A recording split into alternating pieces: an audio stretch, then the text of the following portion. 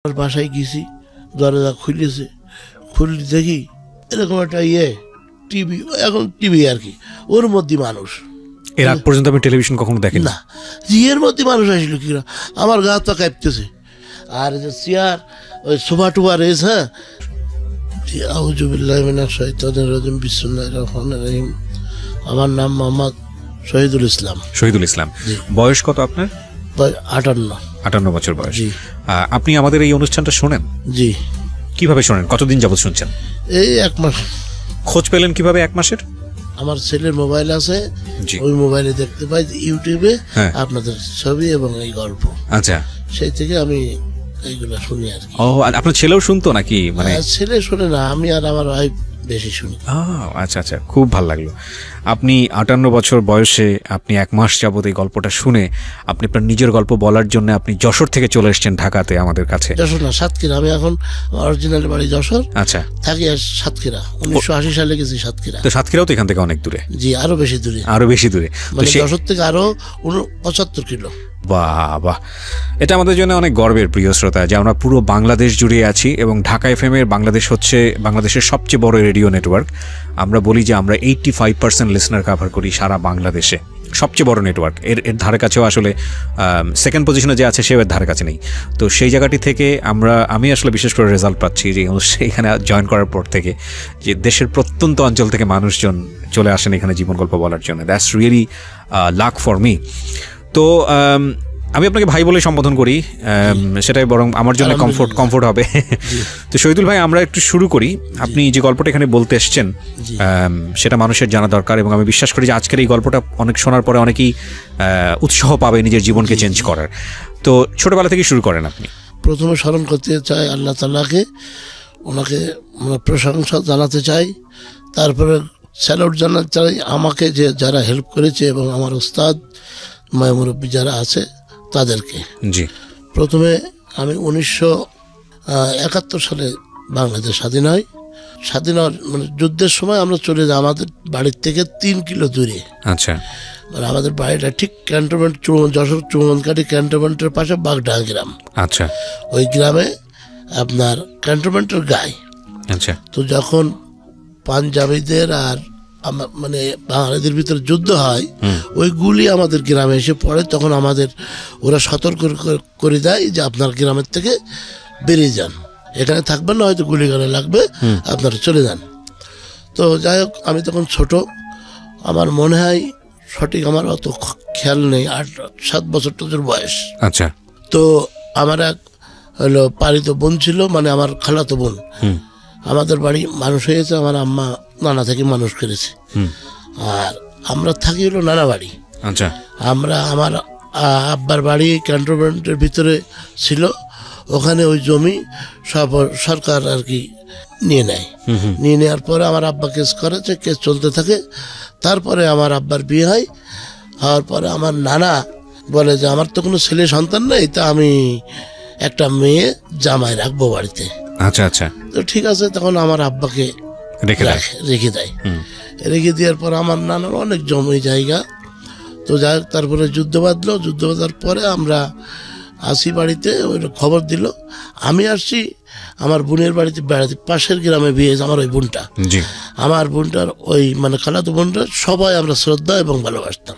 তো যাই হোক, আমি আসছি। আসার পরে ওই দিন প্রথম আসার পরে রান্না বাড়া হচ্ছে, এই মতো অবস্থা আমার আব্বা এসে খবর দিয়েছে যে শিগগির ওঠ, কেন যুদ্ধ বেঁধে গেছে আর শব্দ হচ্ছে।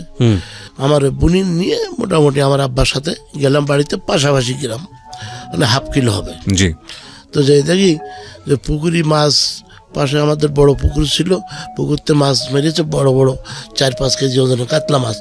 আপনার ওই আইসটে ছাড়াচ্ছে ওই মালা দিয়ে, বটি দিয়ে ছাড়াতে পারতেছে না। যাই হোক, ওসব ফেলে দিয়ে আমার বড় নানি ছিল, উনি হাঁটতে পারতেন না।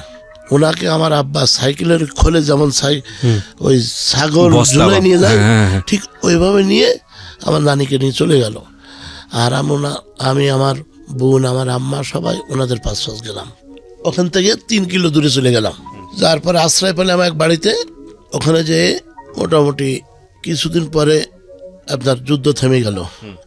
যুদ্ধ থেমে যাওয়ার পরে আমরা ওখান থেকে খুব, আব্বা তখন কোনো কাজ কাম ছিল না, আব্বা আমরা আবার কারিগর, বুঝলেন, কাপড় তৈরি করি। আচ্ছা আচ্ছা, আমার আব্বা কাপড় তৈরি মানে হচ্ছে তাঁতি।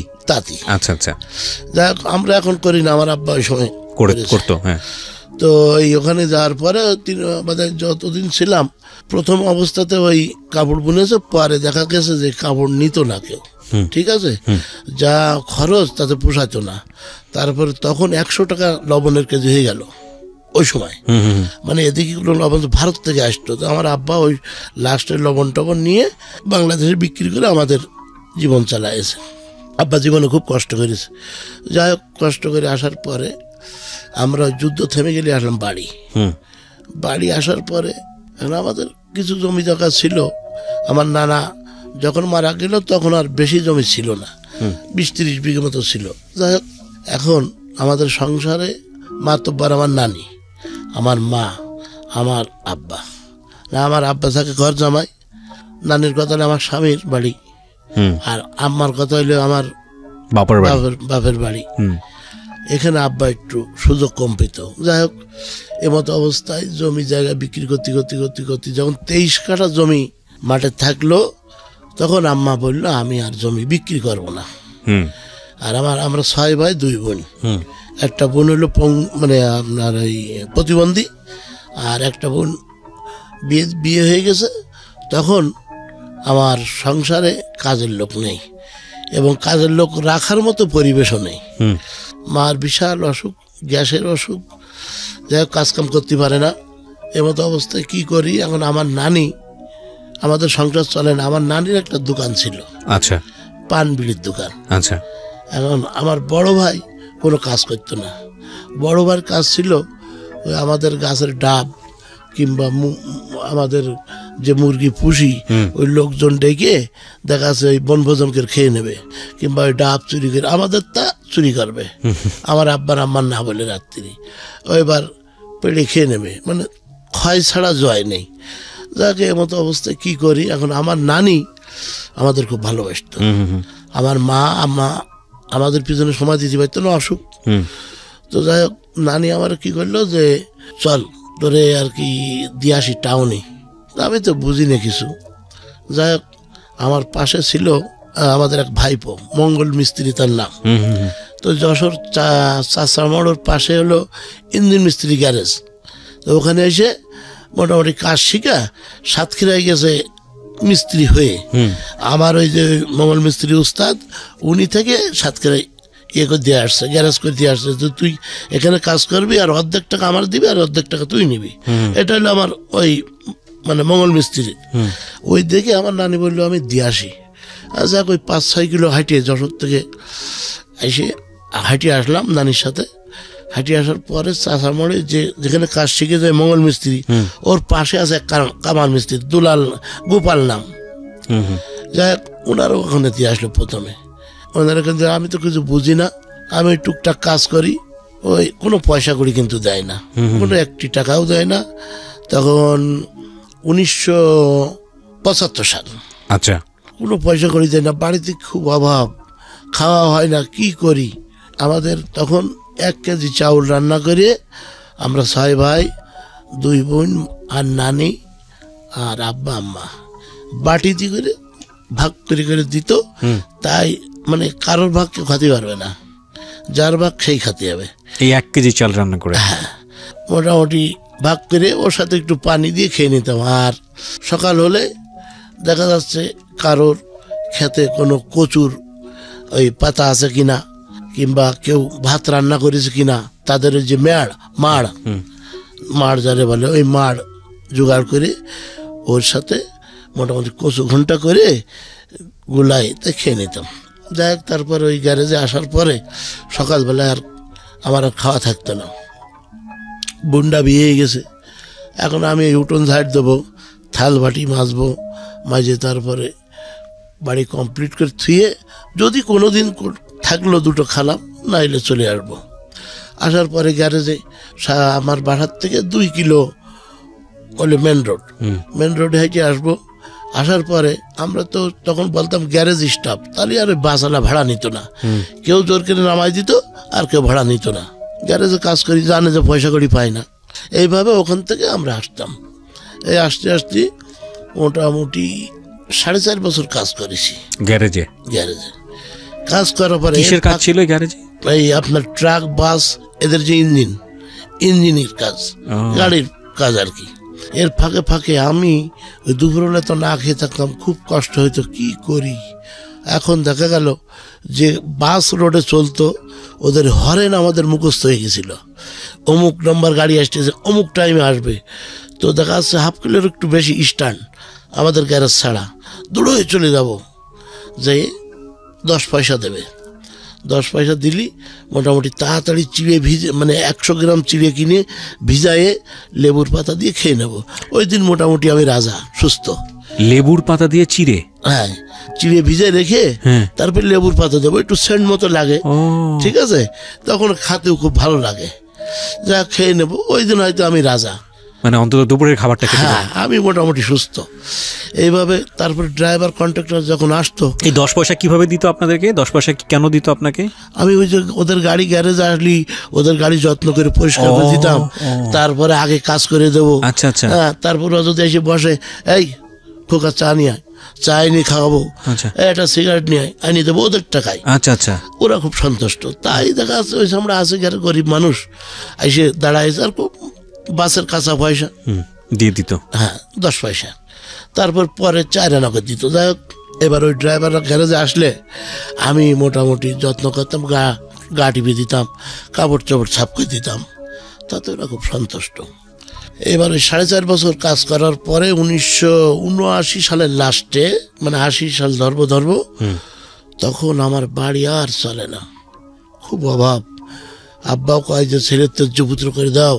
আব্বা তো কাজ করতে পারে না, বড় ভাই ক্যান্টনমেন্টে ছিল, সেখান থেকে ফিরে যে বাড়ি কাজ করে না, ঘুরে ঘুরে বেড়াই, শুধু বলে যে আমি ফার্নিচার বেঁচে খাবো, আমি ভিজিট কমাবো না। ওনার কথা হলো এরকম ডায়লগ। তা আমি আর ওসব কিছু মনে করিনি। এই কাজ করতে করতে তখন যখন 79 লাস্টের দিকে আমি আমার উস্তাদের বললাম, উস্তাদ আমি খুব গরিব মানুষ, আমি 2 পয়সা না হলে বাড়ি থেকে খুব অবস্থা খারাপ, মা বাপ না খেয়ে আছে। যাই হোক, তার মধ্যে এই কাজ করতে করতে ওনার বাড়িতে উনি বিল্ডিং তৈরি হচ্ছে। বিল্ডিং তৈরি হলে উনি আবার ওই ডেকে নিয়ে যেত যে পানি দিতে হবে, বাইরের লোক নেবে না, আমাদের তো ফ্রি কাজ করাই নেবে, খাতি দেবে না। এখন একদিন গেছি, যাওয়ার পরে পানি দিচ্ছি, তখন 1টা বেজে, খুব খিদে লেগেছে, চরম খিদে লেগেছে, আমার আর সহ্য করতে পারতেছি না। তা পাশে ছিল একটা ডাব গাছ, সেই ডাব গাছে প্রথম ডাব হয়েছে, আমি জানি না, আমি ছোট মানুষ দেখতে ডাব খিদে লেগে জীবন বাঁচায়, তো ডাব একটা পাড়ি খাইছি। খাওয়ার পরে ওখানে একটা মহিলা ছিল, তাকে আমরা নানি বলে ডাকতাম।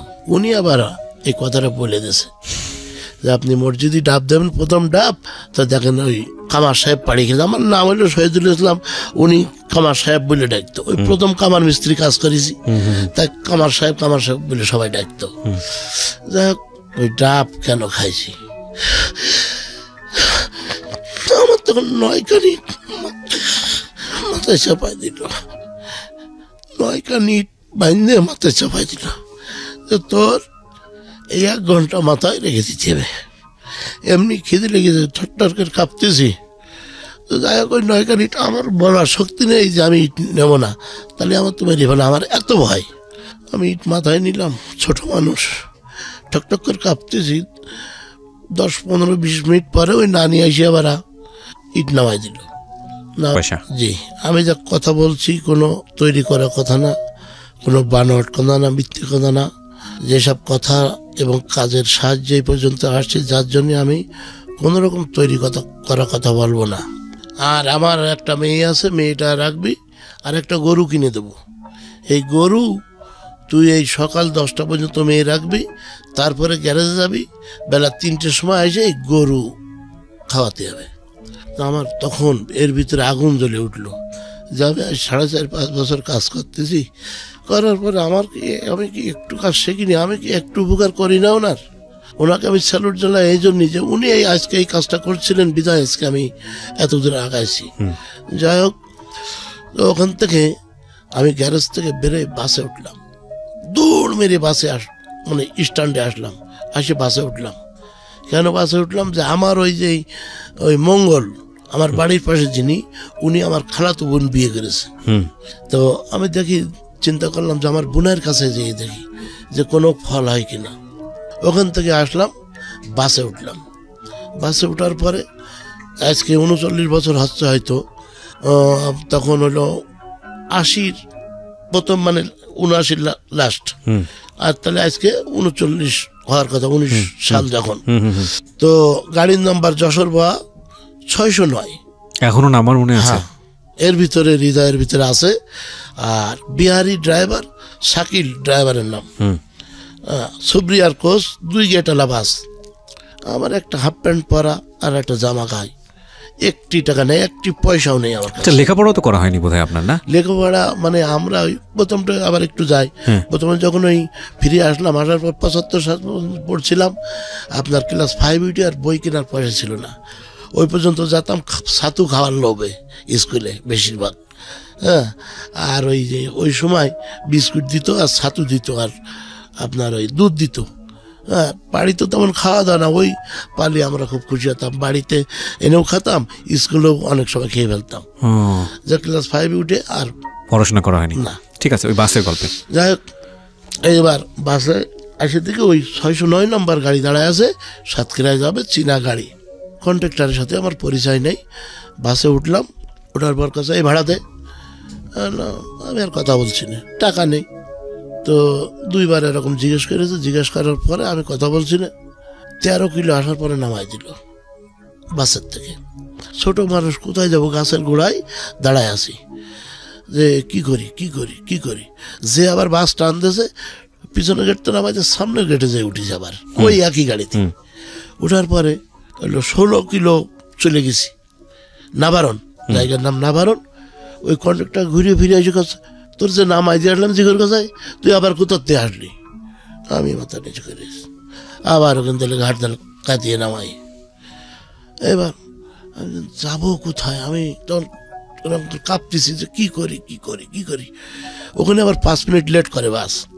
কড়ই গাছ বলে, ওই শিশু গাছ, মোটা মোটা ওই সেই বিদেশি, মানে আপনার সেই ব্রিটিশ পিরিয়ডের শিশু, ওই শিশু গাছ তলায় দাঁড়ায় আছি। বাস আবার টান দিয়েছে। আমি চিন্তা করছি সামনে উঠা যাবে না, পিছনে উঠা যাবে না, আমি কি করি? তখন আবার ছাদে প্যাসেঞ্জার নাই। আমি তাড়াতাড়ি ছাদে উঠেছি। ওঠার পরে যখন 9 কিলো বাকি, তখন ছাদের কন্ট্রাক্ট হেল্পার আমার নামাই দিল। কালেকশন করতে করতে করতে যে আমার সামনে যে বলছি, কোথা বাড়ি কোথায়, ভাড়া দাও। আমি আর কথা বলছি না। এখন ওর তো আবার মালিকের হিসাব দিতে হবে, ও আমারে নামাই দিয়েছে। ওই 9 কিলো বাকি থাকতি, তখন তাড়াতাড়ি মন শক্ত করে সাহস রেখে মনে দৌড় মেরে এসে সামনের গেটে উঠে ওই শাকিল ড্রাইভার যে বিহারি, ওনার ওই সিট পাজাকে ধরলাম যে আমার যদি আজকে ট্রেনেও নামায় আমি নামবো না। ঠিক এরকম একটা সাহসিকতা নিয়ে আমি মোটামুটি প্রস্তুত। এখন ওই ড্রাইভার দেখি এরকম তাকাই দেখে যে সেই ছেলেটা, এই কিরে কি হয়েছে?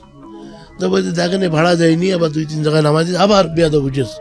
তখন কাছে বাদ দে, এই 9 কিলো আছে আর এসে গেছি, কোথায় 75 কিলো, তাই 66 কিলো এসে গেছি, নামাস নিয়ে বাদ দে। আমি একটু ইন্টারাপ্ট করছি, মানে আপনি যে এত কিলো কোথা থেকে আসতেছেন? গ্যারেজ থেকে বাড়িতে যাচ্ছেন? বাড়িতে না, সাতক্ষীরায়। সাতক্ষীরায় যাচ্ছেন? সাতক্ষীরা আমার বোনাই থাকে, ওখানে যাচ্ছেন ওদের বাড়ি কাজের সন্ধানে। আচ্ছা আচ্ছা, হ্যাঁ। তারপর যশোর চাষামোড় থেকে আমি বাসে উঠেছি। আচ্ছা, এবার যে নামলাম, নামার পরে বোনাই বাড়ি গেলাম। যাওয়ার পরে ওনার বলার পরে উনি বলল, দেখ আমি ওখান থেকে, তুই তো জানিস আমি 1-2 করে রুটি বেঁধে আনতাম, আমিও লোকের বাড়ি কাজ করতাম, তো 1-2 করে রুটি বেঁধে এনে গ্যারেজে এসে খাতাম, খেয়ে এই কাজ শিখে আমার ওই উস্তাদ এখানে ফিট করে দিয়েছে। আমি যদি তোরে রাখি তাহলে আমারও রুজি থাকবে না, আমার হয়তো বলবেন এই, কেননা এই যে জিনিসপত্র কিনে দিয়েছে সব ওনার অবদান। এখন যদি তোরে আমি রাখি তো দেখা যাচ্ছে আমারও অস্তিত্ব থাকবে না। তুই এক কাজ কর, তুই বাড়ি চলে যা, বাড়ি যেয়ে মাসখানেক থেকে আবার আসিস, তখন ও লোকেরও মন ঠান্ডা হয়ে যাবে, আমিও রাখতে পারবো। যাই হোক, ওনার কথা শুনে উনি আমার সে বোনটা ভাত টাত খাতি দিল, খাইয়ে পরের দিন কয়টা টাকা দিল আমার খেয়াল নেই। আমি আবার চলে আসলাম গ্রামে। আসার পরে বাড়ি এসে খাবো কি, আমার মা বাপেরই খাওয়া আসছে না, আমি তাদের কি করে কি করবো এখন। যাই হোক ওই অবস্থায় 3 দিন পরে 2-3 জনের কাছ থেকে 1 টাকা জোগাড় করে নিয়ে আর নানির কাছ থেকে টাকা জোগাড় করে নিয়ে আবার আসলাম আচ্ছা সাতক্ষীরাতে। এইবার সাতক্ষীরা আসার পরে উনি আমাকে মোটামুটি বললো যে দেখ গোপনে থাকবি 10-15 দিন, থাকার পরে আস্তে আস্তে রাস্তায় বেরোবি, দেখবে তোর লোকজন, তখন আর সমস্যা হবে না। যাই হোক ওই মোটামুটি কাজ করি, টুকটাক করে করি, তখনও কোনো পয়সা দেয় না। তখন চিন্তা করি যে আমি কি করব, এই 4.5-5 বছর কাজ করে আসলাম, আবার এই নতুন করে 1-1.5 বছর হয়ে গেল, কি করি। যশোরে পল্লীরহাটের একটা ড্রাইভার সাথে আমার পরিচয় হলো, ওনার নাম হলো সোবান। উনি ওই গ্যারেজে আসে, গাড়ির কাজ কাম করায়, ওনার গাড়িটা খুব সুন্দর করে সাফ করে দিয়ে তারপরে গিরিশ টিরিশ করে কমপ্লিট করে দিলে আমার 10 টাকা করে টাকা দেয় প্রতিদিন? না, মাসে না। তাহলে আজকে মনে করেন এখানে এটা সাতক্ষীরা আসলো, আসে গাড়ি কাজ কাম করে, টিভি চলে গেল, 4-5 দিন পরে আবার আসলো, মানে টিভি ঢাকায় গেল কিংবা চিটাং গেল, চিটাংতে ঘুরে আসছি তো তখন 4-5 দিন 6 দিন লাগতো। এই 6 দিন পরে আসলে আবার ওই কাজ কাম করে ধুলাই করে দেবো, দেওয়ার পরে 10 টাকা দিল। তো যা হোক ওই 10 টাকা দিলে আমি মোটামুটি রাজা। এই 10 টাকার থেকে আমি তো আর ওই মিষ্টি খাতি পছন্দ করতাম, তো 1-2 টাকা দেখা যাচ্ছে ওই তখন আবার কেজির মাপে বিক্রি হতো না, রুটি বিক্রি হতো সের, 8 বুয়া 1 সের 1 পোয়া, এইভাবে। তো 2 টাকার মতো খরচ করবো, 8 টাকা রেখে দেবো, এইভাবে দেখা যাচ্ছে 40-50 টাকা মাসে হয়, বাড়িতে পাঠাই, তাতে কোনো সুরাম এটা না। 1-1.5 বছর কাজ করার পরে আমি আমার এই উস্তাদের বললাম, আমার যে বুনাই, আমার তো পরিচয় এখন উস্তাদ, আমি বুনাই পরিচয় দেবো না, তার কারণ আমি উস্তাদের কাজ শিখতে চাই, আমার লক্ষ্য হলো কাজ। আমার একটা ছিল যে আমি সত্যি কথা বলতাম মানুষের সাথে, এখনও তাই, আমি চেষ্টা করি সত্যি কথা বলার জন্য, আর মজা পাই খুব, সত্যি কথা বলে মজা পাই, আর তার ফলও আমার আসে। যাই হোক ওখান থেকে উস্তাদ বললাম, দেখেন এই বাড়ির এই পরিস্থিতি, আপনি যদি কিছু পয়সা দিতেন, আমি চেষ্টা করতে যখন থেকে যাওয়ার, অল্প কিছু পয়সা দিলে বাড়ি পাঠাতে পারলে মোটামুটি চলে আর কি। আমার আম্মা ওদিকে মানে তরি তরকারি লাগায় বাড়িতে, 192 শতক ভিটে বাড়ি এখনো আছে, এখনো সেটা আছে, তো ওখানে তরি তরকারি লাগায় বিক্রি করে, আর নানি কিছু পয়সা জোগাড় করে দেয়, ওই টুকটাক করে কোনো রকম চলতে লাগলো। যেহেতু হয়তো আমি লেখাপড়া জানি না, তবে মানুষটি এমনি তো মনে করেন কাজ করতে করতে একটা এক্সপিরিয়েন্স হয়ে যায়। যাক ওনায় মানল না, মানার পরে ওই ড্রাইভারের সাথে যখন পরিচয় হয়েছে, ওই উস্তাদে বললাম, উস্তাদ আমার কি হেল্পারি করতে রাখবেন? মানে ওই যে গাড়ি থেকে আপনাকে 10 টাকা করে দিত? জি। আচ্ছা। তা কয়, তুই কি হেল্পারি করবি, তুই টায়ার ওসো করতে পারিস, তুই নিজে নড়াতে পারিস না। তখন হাত পা জড়াই ধরলাম, দেখেন যদি আমার একটু রাখেন আমার বিরাট উপকার হয়, পয়সার কোনো প্রশ্ন না। যা করলো 10-15 দিন পরে আসে বললো, তা করবি? না হয় করবো। হেল্পারি মানে হেল্পারের হেল্পার, ওনার যে সাহায্যকারী আছে তার সাহায্যকারী আমি। আমি ওখানে আমি পারবো না। তা বললো ঠিক আছে তুই চল। তো আমার নিয়ে গেল, ওনার সাথে চুক্তি হলো প্রতিদিন 10 টাকা দেবে। তো আমি খুব খুশি, প্রতিদিন 10 টাকা দিলি আমি 2-3 টাকা 4 টাকা খাবো আর বাঁচাবো, আমার অনেক পয়সা হবে। ঠিক আছে একটা ভাবে আমি গেলাম। যাওয়ার পরে মোটামুটি 3 দিন না 4 দিন ওনার সামনে আমি ওই রুটি খাই, কোনো বলে 1 কান খালাম, কোনো বিস্কুট খাই, হ্যাঁ ওস্তাদ খাইছি, ওনার বুঝতে দিলাম না, উনি তো বোঝে, উনি পাশে বসে হোটেলে গোশ মাছ খায়, ওনার খারাপ লাগতে লাগলো। বললো দেখ আমি তো কিছু বুঝি, তা তুই এই যে রুটি খাস আমারও খারাপ লাগে, আমি যা খাবো তুই তাই খাবি, তাতে আমার যদি 10 টাকা জায়গায় 20 টাকাও যায়, যাক তোর আমি এখন টাকা দেবো না, তুই খাইয়ে সুস্থ হ। যাক এই মোটামুটি 3 মাস মতো করলাম। করার পরে ওই পিছন টান আছে বাড়ির দিকে, কি করে 2 পয়সা পাঠাবো, এই করতে করতে তখন আবার ট্রাক বাস রোডে কম চলতো, প্যাসেঞ্জার উঠতো গাড়িতে। তো দেখা যাচ্ছে কি ওই রোডে খালি আসতেছি, যশোর থেকে সাতক্ষীরায় যাচ্ছি খালি, 5টা লোক তুললাম, 3 টাকা করে ভাড়া, 15 টাকা হইলো। চাচা আমি কিন্তু 2 টাকা রাখিছি। ওই ড্রাইভারের কাছে 2 টাকা কিছু না, আমার কাছে অনেক কিছু। আমি ওটা বলবো যে চাচা আমি কিন্তু 2 টাকা বলুন। তারপরে ওনার সাথে ওই মোটামুটি খাইতে দেয়, আর ওই যে বাসের লোকজন উঠতো, আপনি সেখানে ছিলেন? ওটা 2 টাকা 3 টাকা আমি রাখতাম, রেখে দেখা যাচ্ছে মোটামুটি একটা মাসে একটা হতো, পাঠাতাম। তারপরে এই করতে করতে 6 মাস চলে গেল। 6 মাস চলে গেলে ওই যে হেল্পার ছিল ওনার সাথে জ্ঞানজাম করে বাড়ি চলে গেল। তখন আমি তো একা পারবো না, আর একটা হেল্পার নিয়ে আসলো, ও অর্ধেক আমি অর্ধেক। আচ্ছা, আগে ছিলাম মানে কোনো পয়সা না, আর এখন যা পয়সা হবে ও অর্ধেক আমি অর্ধেক। আচ্ছা, তাতে মোটামুটি আমি 1000-1200 টাকা মাসে ইনকাম করা শুরু করলাম। করার পরে এবার ওনার হলো 1 ছেলে 2 মেয়ে। ওনার ওয়াইফ আমার যত্ন করতো। উনি কি বাসের মালিক ছিলেন? উনি ড্রাইভার ছিলেন? উনি ড্রাইভার ছিলেন। আচ্ছা, যাই হোক, বাস না, ট্রাক। আচ্ছা, ট্রাক ভাড়া খাটতো। যাই হোক, এবার ওই মোটামুটি কিছুদিন কাটিয়ে যাওয়ার পরে ওই হেল্পারে চলে গেল। আমি মোটামুটি একটু স্বাবলম্বী হলাম, শিখে নিলাম। এবং টায়ার উনি যদি হালকা হেল্প করে আমি মোটামুটি লাগাতে পারি, টায়ারটিও লাগাতে পারেন। এখন উনি মোটামুটি হালকা হেল্প করতে লাগলো, করতে করতে আমি মোটামুটি শিখলাম হেল্পারি। তো যখন দেখা যাচ্ছে যে টিপি যাওয়ার পরে একদিন যাচ্ছি ঢাকায়, কামারখালি ফেরি ছিল তখন ব্রিজ হয়নি। ওই ফেরি ঘাটে যে একটা সামনের পাতি ভেঙে গেছে। তো ওনার সাথে আমি একটু তর্ক করেছি। উনি বলছে যে দেখ, এই পাতির এই ইউবোটের ও কাজ করবে মিস্ত্রি, অথচ আমি কাজ জানি।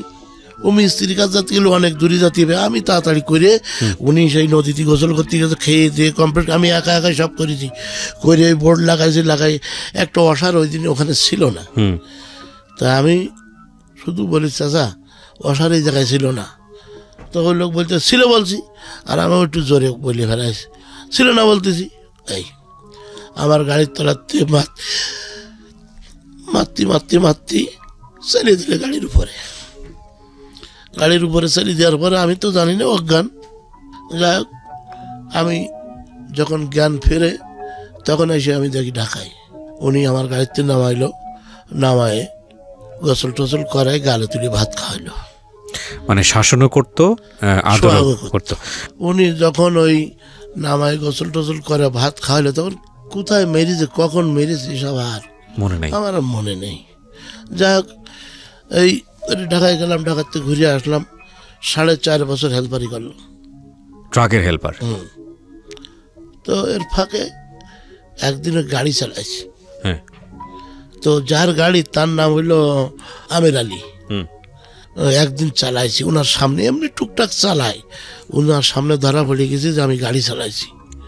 উনি এসে বলতে, আমি তোর তো কিছু বলবো না, আমি তো ড্রাইভারে বলবো। তাড়াতাড়ি গাড়ি রেখে এসে পা দাঁড়াই ধরলাম, স্যার।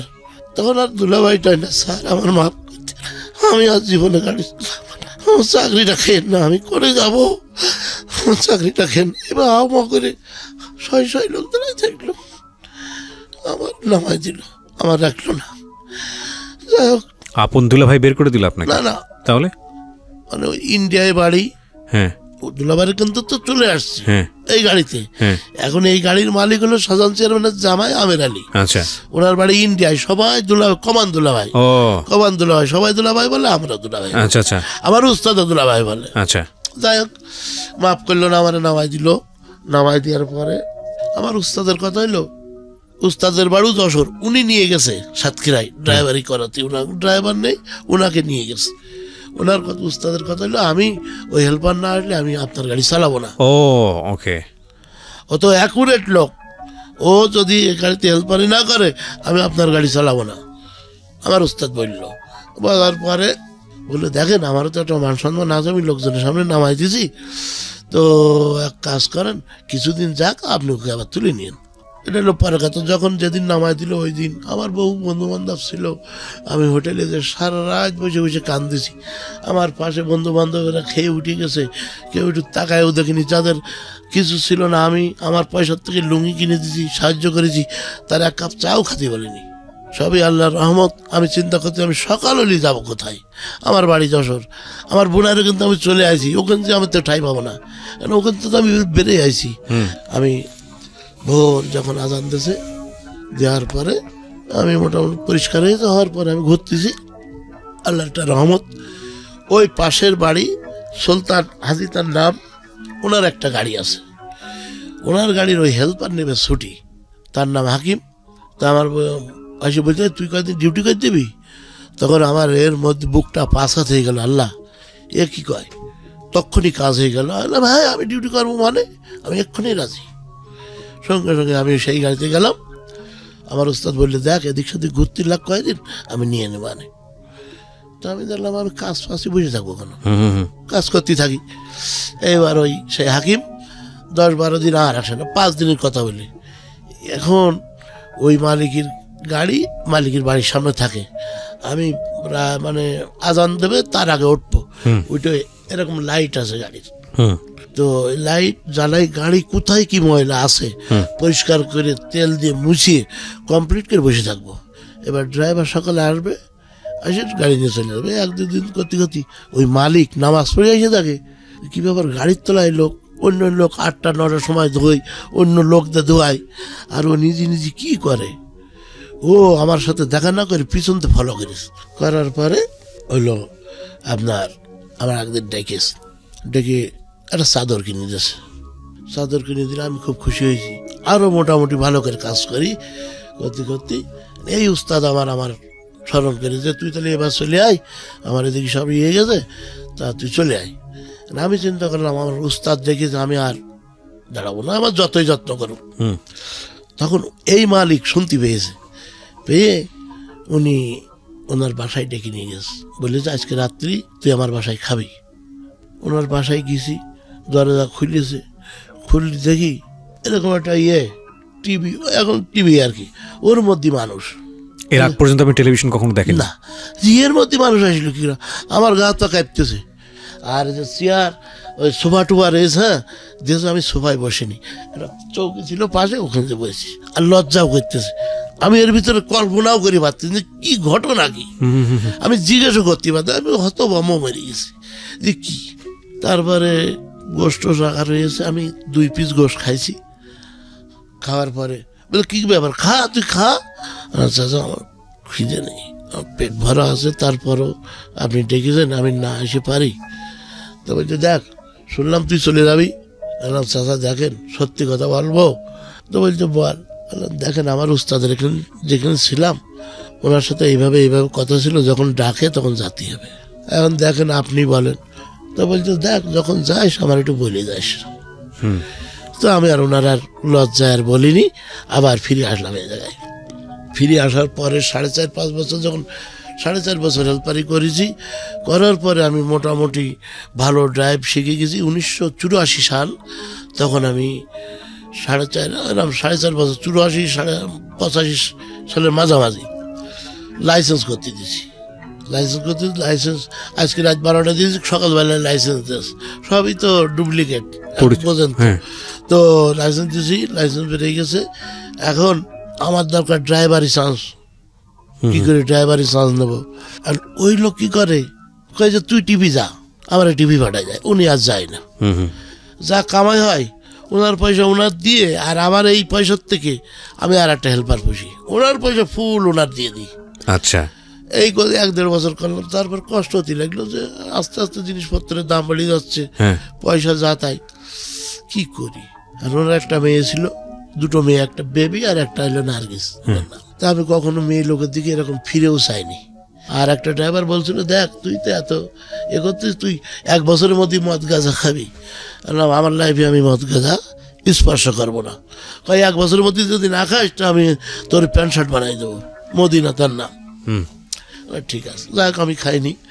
তো এবার ওই ওনার মেয়ের সাথে আমার খুব ভাই বোনের মতো সম্পর্ক, কোনো নজরে কখনো তাকাইনি। মানুষই ভাবতো যে এর সাথে হয়তো সম্পর্ক, না, আমি কখনো নজরে তাকাইনি, সেও তাকাইনি। ওনার বাড়ির সামনে গাড়ি ধুলাই করতেছি, ওনার ছেলে তখন ম্যাট্রিক পড়ে, তখন আপনার কি একটা কাপড় বলে, খুব দামি কাপড়, সেই দামি কাপড়ই শার্ট বানাইতেছে। আমি হেল্পারি করি, এখন ওই বাড়ির সামনে গাড়ি রাখিছি। রাখার পরে ওনার বাড়ি গেছি, ওই জামাটা আমি দেখতে পাইছি। তা ওই জামাটা আমি শখ করে একটু গায়ে দিয়েছি।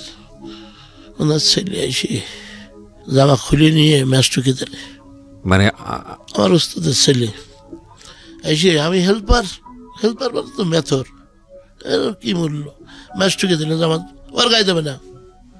জামাটা পুড়িয়ে দিল সে? হ্যাঁ, মনে খুব কষ্ট পেলাম। এই 2 বছর হয়ে গেল, যাওয়ার পরে মালিকও দেখলো ছেলেটা তো মানুষ হয়ে গেছে। আর ওই মালিকের বাড়ি গেলে ওনার ছেলের পায়খানা পিসাব যেখানে ছাপ করতাম, আর আমি গেলে আমার খুব যত্ন করি। তো পরবর্তীতে আর কি প্রথমে ওইভাবে, পরে ওনারদের সাথে মিশে গেলাম। খাওয়া দাওয়া যেখানে যা আমি হিসাব নিয়ে আমি যেতাম, আমার খুব যত্ন করতে লাগলো। এই করতে করতে তখন ওই মালিকও চিন্তা করলো তো এই ছেলেটার একটা কাজ দেওয়ার দরকার। তো বললো যে দেখ, আমি একটা বাস কিনবো, মানে নতুন গাড়ি কিনে বডি করে। বললো তাহলে আপনি এই বাস চালান, শহীদুল ওই ট্রাক চালান। তখন ওর লোক আমার ডেকে নিয়ে গেল আমার এই উস্তাদ, যে দেখ এই বাস চালালে তো ওই রকম পয়সা হবে না, আমার চলবে কি করে না, আপনার কিসের টেনশন? আমি দেখতে আমি চান্স পাচ্ছি, তখন আমার এর ভিতরে উৎফুল্ল হচ্ছে, আপনার কিসের টেনশন, আমিও কিছু কিছু দেবো। এই করে ও লোক বাসে গেল, আমি ওই টিভিতে এসে 200, 300, 400 এইভাবে দিই, তাতে আমার আর সমস্যা হয় না, আমি কামাই করে নিই। এই ড্রাইভারি করতে করতে করতে 2-3 বছর ড্রাইভারি করা হয়ে গেছে। বিয়ে করবো, এবার মেয়ে খুঁজে পাইনি। যেখানে যায় বলে ও শালার মদখোর গাঁজাখোর ড্রাইভাররা মদ গাঁজা খেয়ে বেড়ায়, ওর সাথে মেয়ে বিয়ে দিল। সে মেয়ে বহুত জায়গায় গেছি, খুব বিপদে পড়ে গেল, কি একটা করি। তখন এক জায়গায় একদিন মেয়ে দেখতে গেছি, আমার উস্তাদ, তারপর ওই যে মঙ্গল, ওনাদের নিয়ে গেছি। ওনারা গেছে সেই বাড়িতে, যার পরে আমি গাড়ির মধ্যে পলায় রয়েছি। এবার একটা করে পান খাতি গেছে, তার ভালো লাগেনি, ও কাজ করিনি। এবার আর এক জায়গায় গেলাম, যার পরে সেখানে বললো যে মেয়ের ওদের বাড়িতে গেছে, আমি শাড়ি টাড়ি সব নিয়ে গেছি, মোটামুটি পছন্দ হলে বিয়ে যাবে। মেয়ের 103 বেরোয়নি। আর এক জায়গায় অর্ধেক পাত গেছি, শুনলাম মেয়ে আর একজনের সাথে বেরিয়ে গেছে। এই হলো পরিবেশ পরিস্থিতি। যাই হোক, বিরতি নেব প্রিয় শ্রোতা। এই জায়গাটিতে বিরতি নেবার আগে একটা কথা বলতে চাই। আমি জানি আমার এই জীবন গল্প অনুষ্ঠানটা সমাজের সব শ্রেণীর মানুষ শোনেন, এবং আমি বিশ্বাস করি আজকের এই অনুষ্ঠানে শত শত হাজার হাজার ড্রাইভার কান পেতে আছেন, এবং অনেক মানে দিনমজুর গায়ে খেটে খাওয়া মানুষ এই অনুষ্ঠানের ভক্ত আমি জানি। যারা শুনছেন তাদের জন্য বলতে চাই যে আজকের এই অনুষ্ঠানটা আগাগোড়া শোনার পরে জীবনে একটা সংকল্প নিতে আপনি বাধ্য হবেন। অবস্থা হতে হতে কিছুদিন কেটে গেল, চিন্তা করলাম কি হবে, আমার তো এখানে একটা সংসার দরকার। জি। যার কারণ আমি এখানে সাতক্ষীরা থেকে 75 কিলো দূরে যশোর, আমার আব্বা আমার ওখানে থাকে।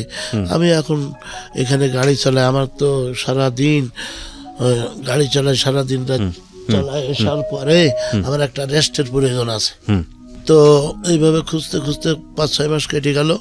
আর আমি যখন এই গাড়ি চালায় আসি, আমি যে যার গাড়ি চালাচ্ছি ওনার একটা ঘর ছিল, সেখানে ছাচ্ছিতে ময়লা। এখন কি মানে বহুত টেনশনে পড়ে গেলাম। পড়ার পরে আমি আব্বারে বললাম, আব্বা, লজ্জার মাথা খেয়ে বললাম, আব্বা তুমি মেয়ে দেখো, তুমি যা দেখে দেবো আমি তাই গ্রহণ করবো। এক পর্যায়ে এই করতে করতে আব্বা মেয়ে দেখতে দেখতে পাশের গ্রামে, মানে আমার বাড়ির থেকে 4 কিলো দূরে সলুয়া গ্রাম, আচ্ছা, সেখানকার চেয়ারম্যান হলো মোকারাম চেয়ারম্যান, ওই গ্রামের ওই ইউনিয়নের চেয়ারম্যান, ওনার ভাইজি, ওনার ভাইয়ের মেয়ে আর কি, মোফাজ্জল ওনার নাম। ওনার মেয়ে আব্বা আর আমার মামা থেকে দেখে আসছে। আচ্ছা, দেখে মোটামুটি ওনাদের পছন্দ হয়েছে। হইলে আমার এসে বলেছে, বললাম ঠিক আছে। বললো যে অমুক দিন তোর দেখতে আসবে। এখন আমার এই পছন্দ করে না, আমার মানে ইয়ে করে না, বিধায় আমি সাতক্ষীরা থেকে আসার সময় বড় ধরনের বাজার করেছি, বুঝলেন, মিষ্টি টিষ্টি কিনে যেন আমার ওরা পছন্দ করে। এগুলো চলে আসি। আসার পরে ভালো করে রান্না বাড়া করেছি, আমার আম্মা করে খাচ্চার দেশে দেওয়ার পরে ওরা, আমার ওই চাচা শ্বশুর আমাকে বলছে যে আপনি কি আমাদের মেয়ে দেখবেন? বললাম দেখেন, আমি আপনার ছেলের বয়সে, আপনি আমাকে তুমি করে বলেন। তা বললো তুমি কি আমাদের মেয়ে দেখবা? আপনাদের মেয়ে কি আমার দেখবে? তো বললো না। বললাম দেখেন, তাহলে আমার আব্বা আমার মামা যেখান থেকে এসে ওটাই আলহামদুলিল্লাহ। এই কথা শুনে ওরা খুব খুশি হলো। হওয়ার পরে এবার লাস্ট মোটামুটি মিষ্টি খেয়ে ওরা চলে গেল। কার্তিক মাসের 2 তারিখে বিয়ে। মানে আপনি মেয়েকে দেখেননি, মেয়েও আপনাকে দেখেনি? না, দেখি। আচ্ছা, যাই হোক, ইন্টিমেন্ট টাইমে আব্বা 4-5 দিন পরে আবার এসে বলতে, কি হবে না, সমস্যা হয়ে গেছে শহীদুল, আমি আর এক জায়গায় বিয়ে ঠিক করিস। কেমন? আর এক জায়গায় বিয়ে ঠিক করেছ? তা বলছে হ্যাঁ, ওরা ছেলে যদি ভালো হয় তাহলে সাজাই গুজাই দেবে, মোটর সাইকেল দেবে। আল্লাহ আব্বা, বিয়ে আমার হয়ে গেছে, তুমি হাতে থেকে করে দিছাও, ওই কথা দিছাও, ওই আমার বিয়ে, ওই মেয়ে ছাড়া আমি আর বিয়ে করবো না। তো বললো দেখ, ও মেয়ের বিশাল সমস্যা। এলাম কেমন? তা বললো কি, মেয়ের এই জায়গাটা শক্ত আর পাটা খাটো, আর আমি যদি একটা পা নাও থাকে তো আমার কোনো সমস্যা নেই, আমি ওই মেয়ে ছাড়া বিয়ে করবো না। আমার উস্তাদের বললাম, আমার উস্তাদও তাই বললো। আমার এই যে গ্যারেজের উস্তাদ বললাম, ওরা বললো তাই। সবাই মোটে একমত। বললো ঠিক আছে। আমার শ্বশুরা শুনে বিশাল খুশি, যে মেয়ে দেখিনি, ছেলে, সেই ছেলে আবার এই মেয়ে ছাড়া বিয়ে করবে না, কারণ কি? যাই হোক, আব্বা তখন মাথা টাথা ঘুরে পড়ে গেল, লেখাপড়া জানে না তো, আবার আব্বা রাগই খুব, রাগটা হয়ে গেলে মোটামুটি অন্যরকম করে ফেলায়। বললাম আব্বা, আমার বিয়ে তো হয়ে গেছে, তা তুমি ওদের নিষেধ করে দাও। বলতে ওরা খাসি টাসি কিনে সব রেডি। আনলাম না, ওদের নিষেধ করে দাও, আমি যদি এরা এই মেয়ে দেয় ভালো, না দিলে আর কিছু বলার নেই। মানে আপনার বাবা চাচ্ছিল যে একটা যৌতুক নিয়ে আসতে আর কি, যে কোনো ভাবেই হোক না, যেটা আপনি চাচ্ছিলেন না। হ্যাঁ, যাই হোক, উনি তো অত বোঝে না, মনে করতে মেয়ের পা খাটো, আবার অসুখ বেসুখ হবে, খেতে কি হবে, আমার ছেলেটা ভালো জায়গায়, এরকম একটা যাক। তারপরে আমি ওই কথা বলার পরে লোক মাথাটা তো ঘুরে পড়ে গেল, মাথায় পানি টানি দিয়ে। ওই লোক মানে যার সঙ্গে সম্বোধন হচ্ছিল নাকি আপনার বাবা? আমার আব্বা। আপনার আব্বা মাথা ঘুরে পড়ে গেল। আচ্ছা আচ্ছা। যশোর থেকে 75 কিলো গেছে সাতক্ষীরায়, এমনি পয়সা কড়ি কাছে নেই, তারপরে হঠাৎ গেছে ওই কথা শোনার পরে আবার কি কৈফিয়ত দেবে, এরা ছাগল টাগল মোটামুটি কিনেছে, কিনেছে, আমি কি বলবো, এরকম একটা ইয়েতে। দেখো ওনাকে আর কি আমি কিছু পয়সা কড়ি দিয়ে বুঝাই পাঠাই দিলাম। দেওয়ার পরে এবার বিয়ে হবে, এই মালিকরে বললাম দেখেন দুলা ভাই, আমার কিছু পয়সা কড়ি দেন। তা আমারে দিল 7,000 টাকা, আর আমি বহুত কষ্ট করে 6,000 টাকা আমার কাছে ছিল, এই 13,000 টাকা আমি মোটামুটি জোগাড় করেছি। আর ওনার বাস দিয়ে দিলি আমি মোটামুটি রওনা হয়ে গেলাম গ্রামের তো লোকজন নিয়ে। এক বাস মোটামুটি বিয়ে শাদী হয়ে গেল। হয়ে যাওয়ার পরে যখন খাওয়া দাওয়া সব কমপ্লিট, আমার শ্বশুর হইলো, আমার শ্বশুরে ভুট্টো বলে ডাকতো, মানে খুব খাইতে পারতো, আবার খুব বাবুর্চি ছিল, উনি রান্না করতে পারতো। তো বিয়ে শাদী হয়ে যাওয়ার পরে আমার দাদি শাশুড়ি বলতে কি, বউ চিনে নাও, বউ চিনে নাও। আমি বললাম যে বউ চিনে নেবো কীরকম? মানে এক কুড়ায় 10-12টা মেয়ে ছেলে দিয়ে কাপড় দিয়ে ঢেকে রেখে ওর ভিতর থেকে চিনে নিতে হবে। তা আমি কিটা আমি তো দেখিনি, আমি যদি আগে দেখতাম তবু তো এক কথা ছিল, আর ঢেকে রেখেছি। আর আমি মেয়ে লোকের দিকে তাকাই না, আমি নিচের দিকে তাকাই বসে আছি। দাদি শাশুড়ি আমার ওয়াইফের হাতে হাত লাগাইতেছে, দিয়ে কাপড়টা উঠে গেছে। তো যাই হোক, মুখের দিকে যখন তাকালাম তখন আর মাথার থেকে পার তলা পর্যন্ত ঠান্ডা হয়ে গেল। ইয়ে কি, একদম পাতলা, একদম পাতলা, মনটা বিশাল খারাপ হয়ে গেল। খারাপ হয়ে গেলে নিজেকে নিজের কন্ট্রোল করলাম, শহীদুল দেখ, আল্লাহ তোর যা হাতে করে দিয়েছে তুই এটা মেনে নে।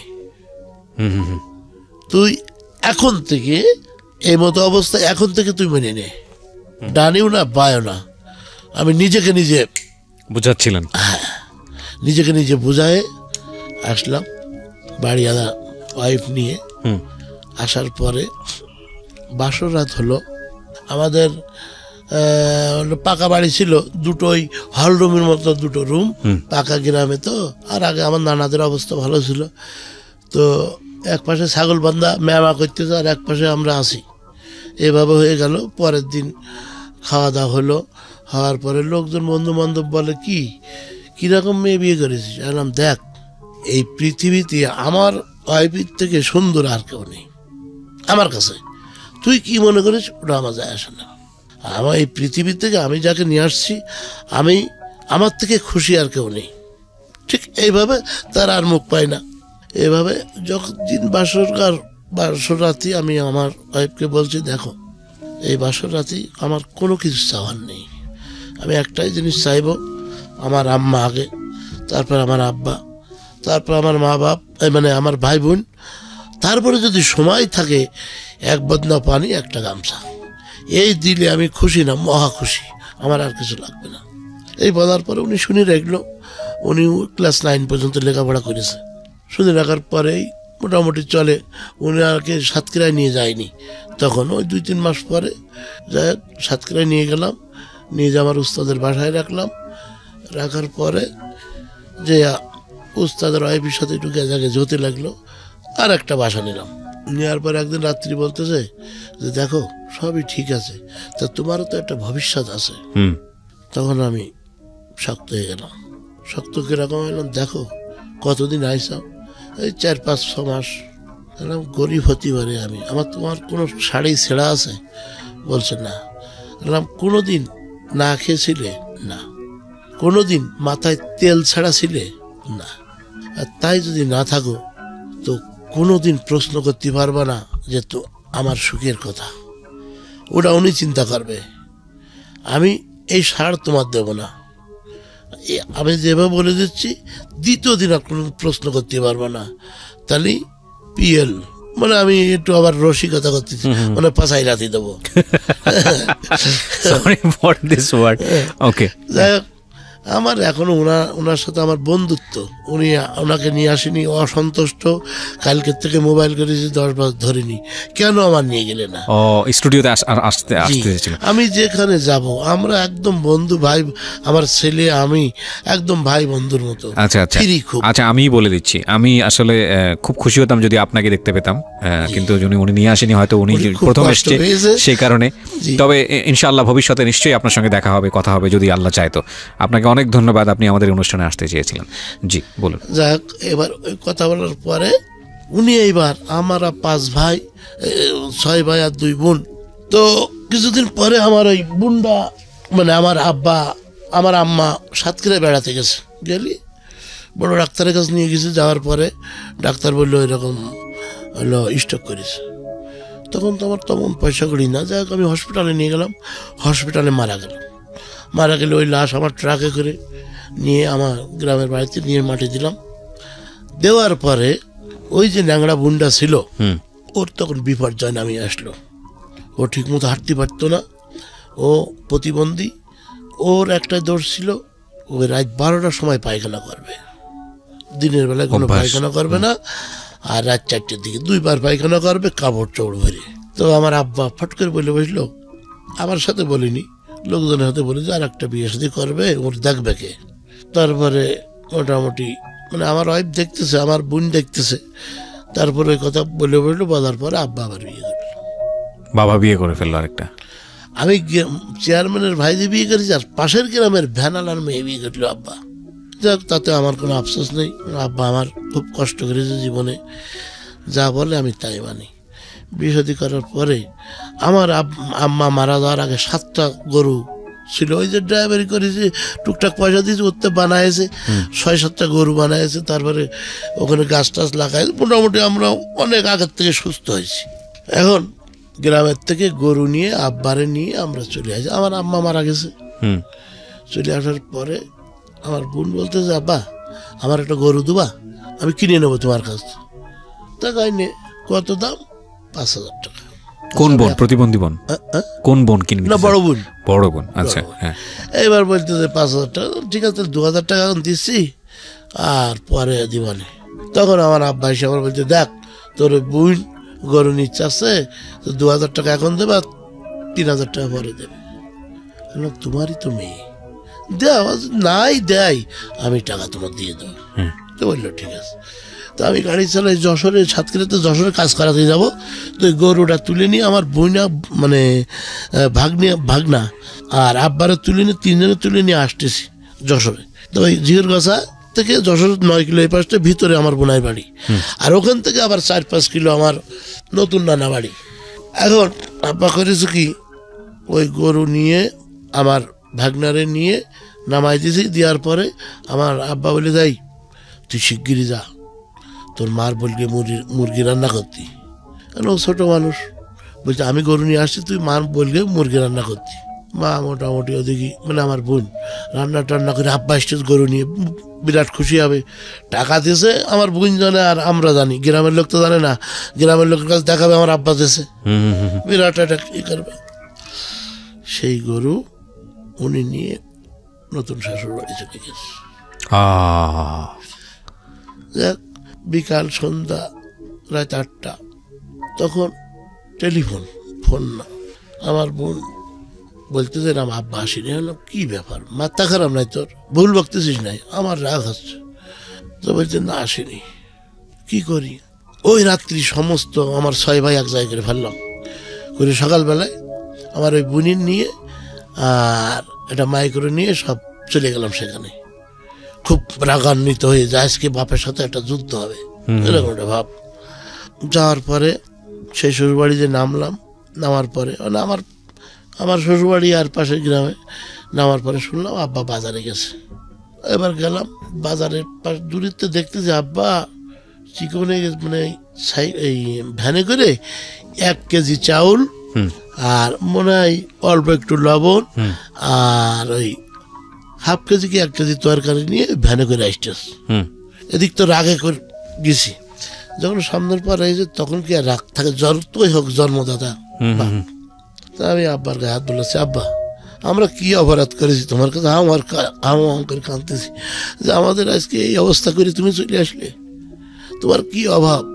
এখন আমার সুখের দিন আসতেছে, তুমি থাকবা, তুমি আমার বাড়ি থাকবা, তুমি কোনো কাজ নেই, 5 ওয়াক্ত নামাজ কালাম পড়বা, আমার পোলাপান নিয়ে বেড়াবা, যখন যে ছেলের অর্ডার করবা তাই করবে। তোমার অবাধ্য যদি আমরা হই তখন আমার বলতে পারো যে তোরা খারাপ, তোদের কাছে আমি থাকবো না। আব্বার কোনো প্রশ্ন নেই, একটাই কথা হলে আমি আর যাবো না তো যাবই না। তখন মোটামুটি আর দেখলাম ওই লোক যখন যাবেই না, তার কি করি? অনেক লোক জোগাড় হয়ে গেছে গেলি। আমি তখন আব্বার হাতটা ধরে বললাম, আব্বা তোমার কি কোনো দাবি আছে? তো কয় না। বললাম দেখো আমি তোমার সন্তান, একদিনই সম্পর্ক শেষ হয় না। তা কথা হইলো আমি লেখাপড়া জানি নে, তা আল্লাহ আমার যা স্মরণ শক্তি আল্লাহ দিয়েছে তাতে মনে হয় যদি কোনো দিন তোমার সুযোগ সুবিধা হয় আর আমার গেলি, আমার মৃত্যুর আগ পর্যন্ত আমার দরজা খোলা, আমি তোমাকে কখনো আটকাবো না। দেখ এই যে গরু আছে তুই নিয়ে নে, আর ওই টাকা আমি ফেরত দেবো, তোর কোনো চিন্তা করা লাগবে না। কিন্তু আপনার প্রতিবন্ধী বোনটা তখন কোথায়? আমাদের কাছে। আচ্ছা, বোনের নিয়ে আসেনি আমাদের কাছে। এবার ওই প্রতিবন্ধী বোন আমার এখানে আছে। আমার ওয়াইফ মানে মূলে অনেকটা তার অবদান আমি মৃত্যুর আগ পর্যন্ত ভুলতে পারবো না। আমার ওয়াইফের অবদান A to Z। এটা পরে আসছি। তো ওখান থেকে আর কি আব্বারে রেখে চলে আসলাম। আসার পরে আব্বা মাসখানেক ওখানে থাকার পরে এরকম হয়ে গেছে। হঠাৎ একদিন দেখি যে চলে আসলে এবার সুযোগ পেলাম। আমি বাড়ি নেই, বাড়ি বলে দিলাম যে দেখো ভালো করে রান্না বাড়া করে খাওয়া, কারণ তোমার আব্বা আসলে আমি খাই দিনে নাকি। ঠিক আমার বাড়ি একটু রাইস করলো, করার পর বাজার টাজার করে খাওয়াই যাবে। আমি বাড়ি আসলাম, এসে বললাম আব্বু আজকে আমি এই জমি কিনেছি, তুমি জানবা না কেন? আর আমার নামে কেন কিনবো? জমি কিনবো তোমার নামে, তুমি জানো না এই জমি কিনতেছি। মানে তখনও হয়নি আর কি। এবং বহুত রকম করে বহুত দিকতে বুঝলাম যে তোমার আমরা কৃষি ক্ষতি করেছি। যাকে বোঝার পরে ও লোক মোটামুটি খাওয়া দাওয়া করলো। করার পরের দিন 200 না 300 টাকাও দিলাম। দিলে ও লোক আবার চলে গেল। চলে যাওয়ার 10 দিনের মাথায় আবার চলে গেছে। আসে আমার পা ধরে দিয়েছে, সি তুমি আমার কাছে মাপসা বাগানো। তখন বলতে দেখ আমি সে টাকা ওই যে গরু নিয়ে গেলাম, আমি বেচিলাম 5200 টাকা, আমি নষ্ট করিনি। ও লোক এই জায়গায় বাঁধে রাখতো, আসল ভুলিনি। ঠিক আছে, টাকাটা আমার হাতে এনে যাচ্ছে। ওই টাকা তুমি রাখো, আমরা তো টাকা চাইনি, আমরা চাইছি একটু ভালোবাসা। টাকা তুমি রাখো। যাক ওনার কাছে রাখলাম। এবার আর বলতেছে আমি আজ যাব না, আমার এখান থেকে ফিরে যাবো না। এইবার আব্বার যত্ন করি খুব। ওই আমার একটা ছোট ভাই ছিল, তার যশোর থেকে নিয়ে গেছি, দোকান ছিল, সেই দোকানে যাবে, একটু বসবে, ছেলেটা করে নেবে কিংবা নামাজ পড়বে। প্রতিদিন আমার বাজেট ছিল 20 টাকা, খরচ হোক আর না হোক, আর দোকান তো নেবে 10 টাকা। এই বাজেট করে মোটামুটি এই 1-2 মাস হওয়ার পরে হঠাৎ বলতেছ কি আমার এই জায়গায় একটা আব মতো দেখা যাচ্ছে কানে, এই না কানের পেছনে। আচ্ছা, ও গালের মধ্যে। হ্যাঁ এই জায়গায় আচ্ছা আব মতো দেখা গেছে। এখানে ডাক্তারের দেখলাম, বললো ইন্ডিয়ায় নিয়ে যাও। তখন আমাদের কিন্তু ওই জমি এখনো সেটা আছে 192 শতক। আর আব্বা যখন বাড়ির থেকে ওইখানে চলে গেল, ভাই মাতব বাড়ি পেয়ে গেল।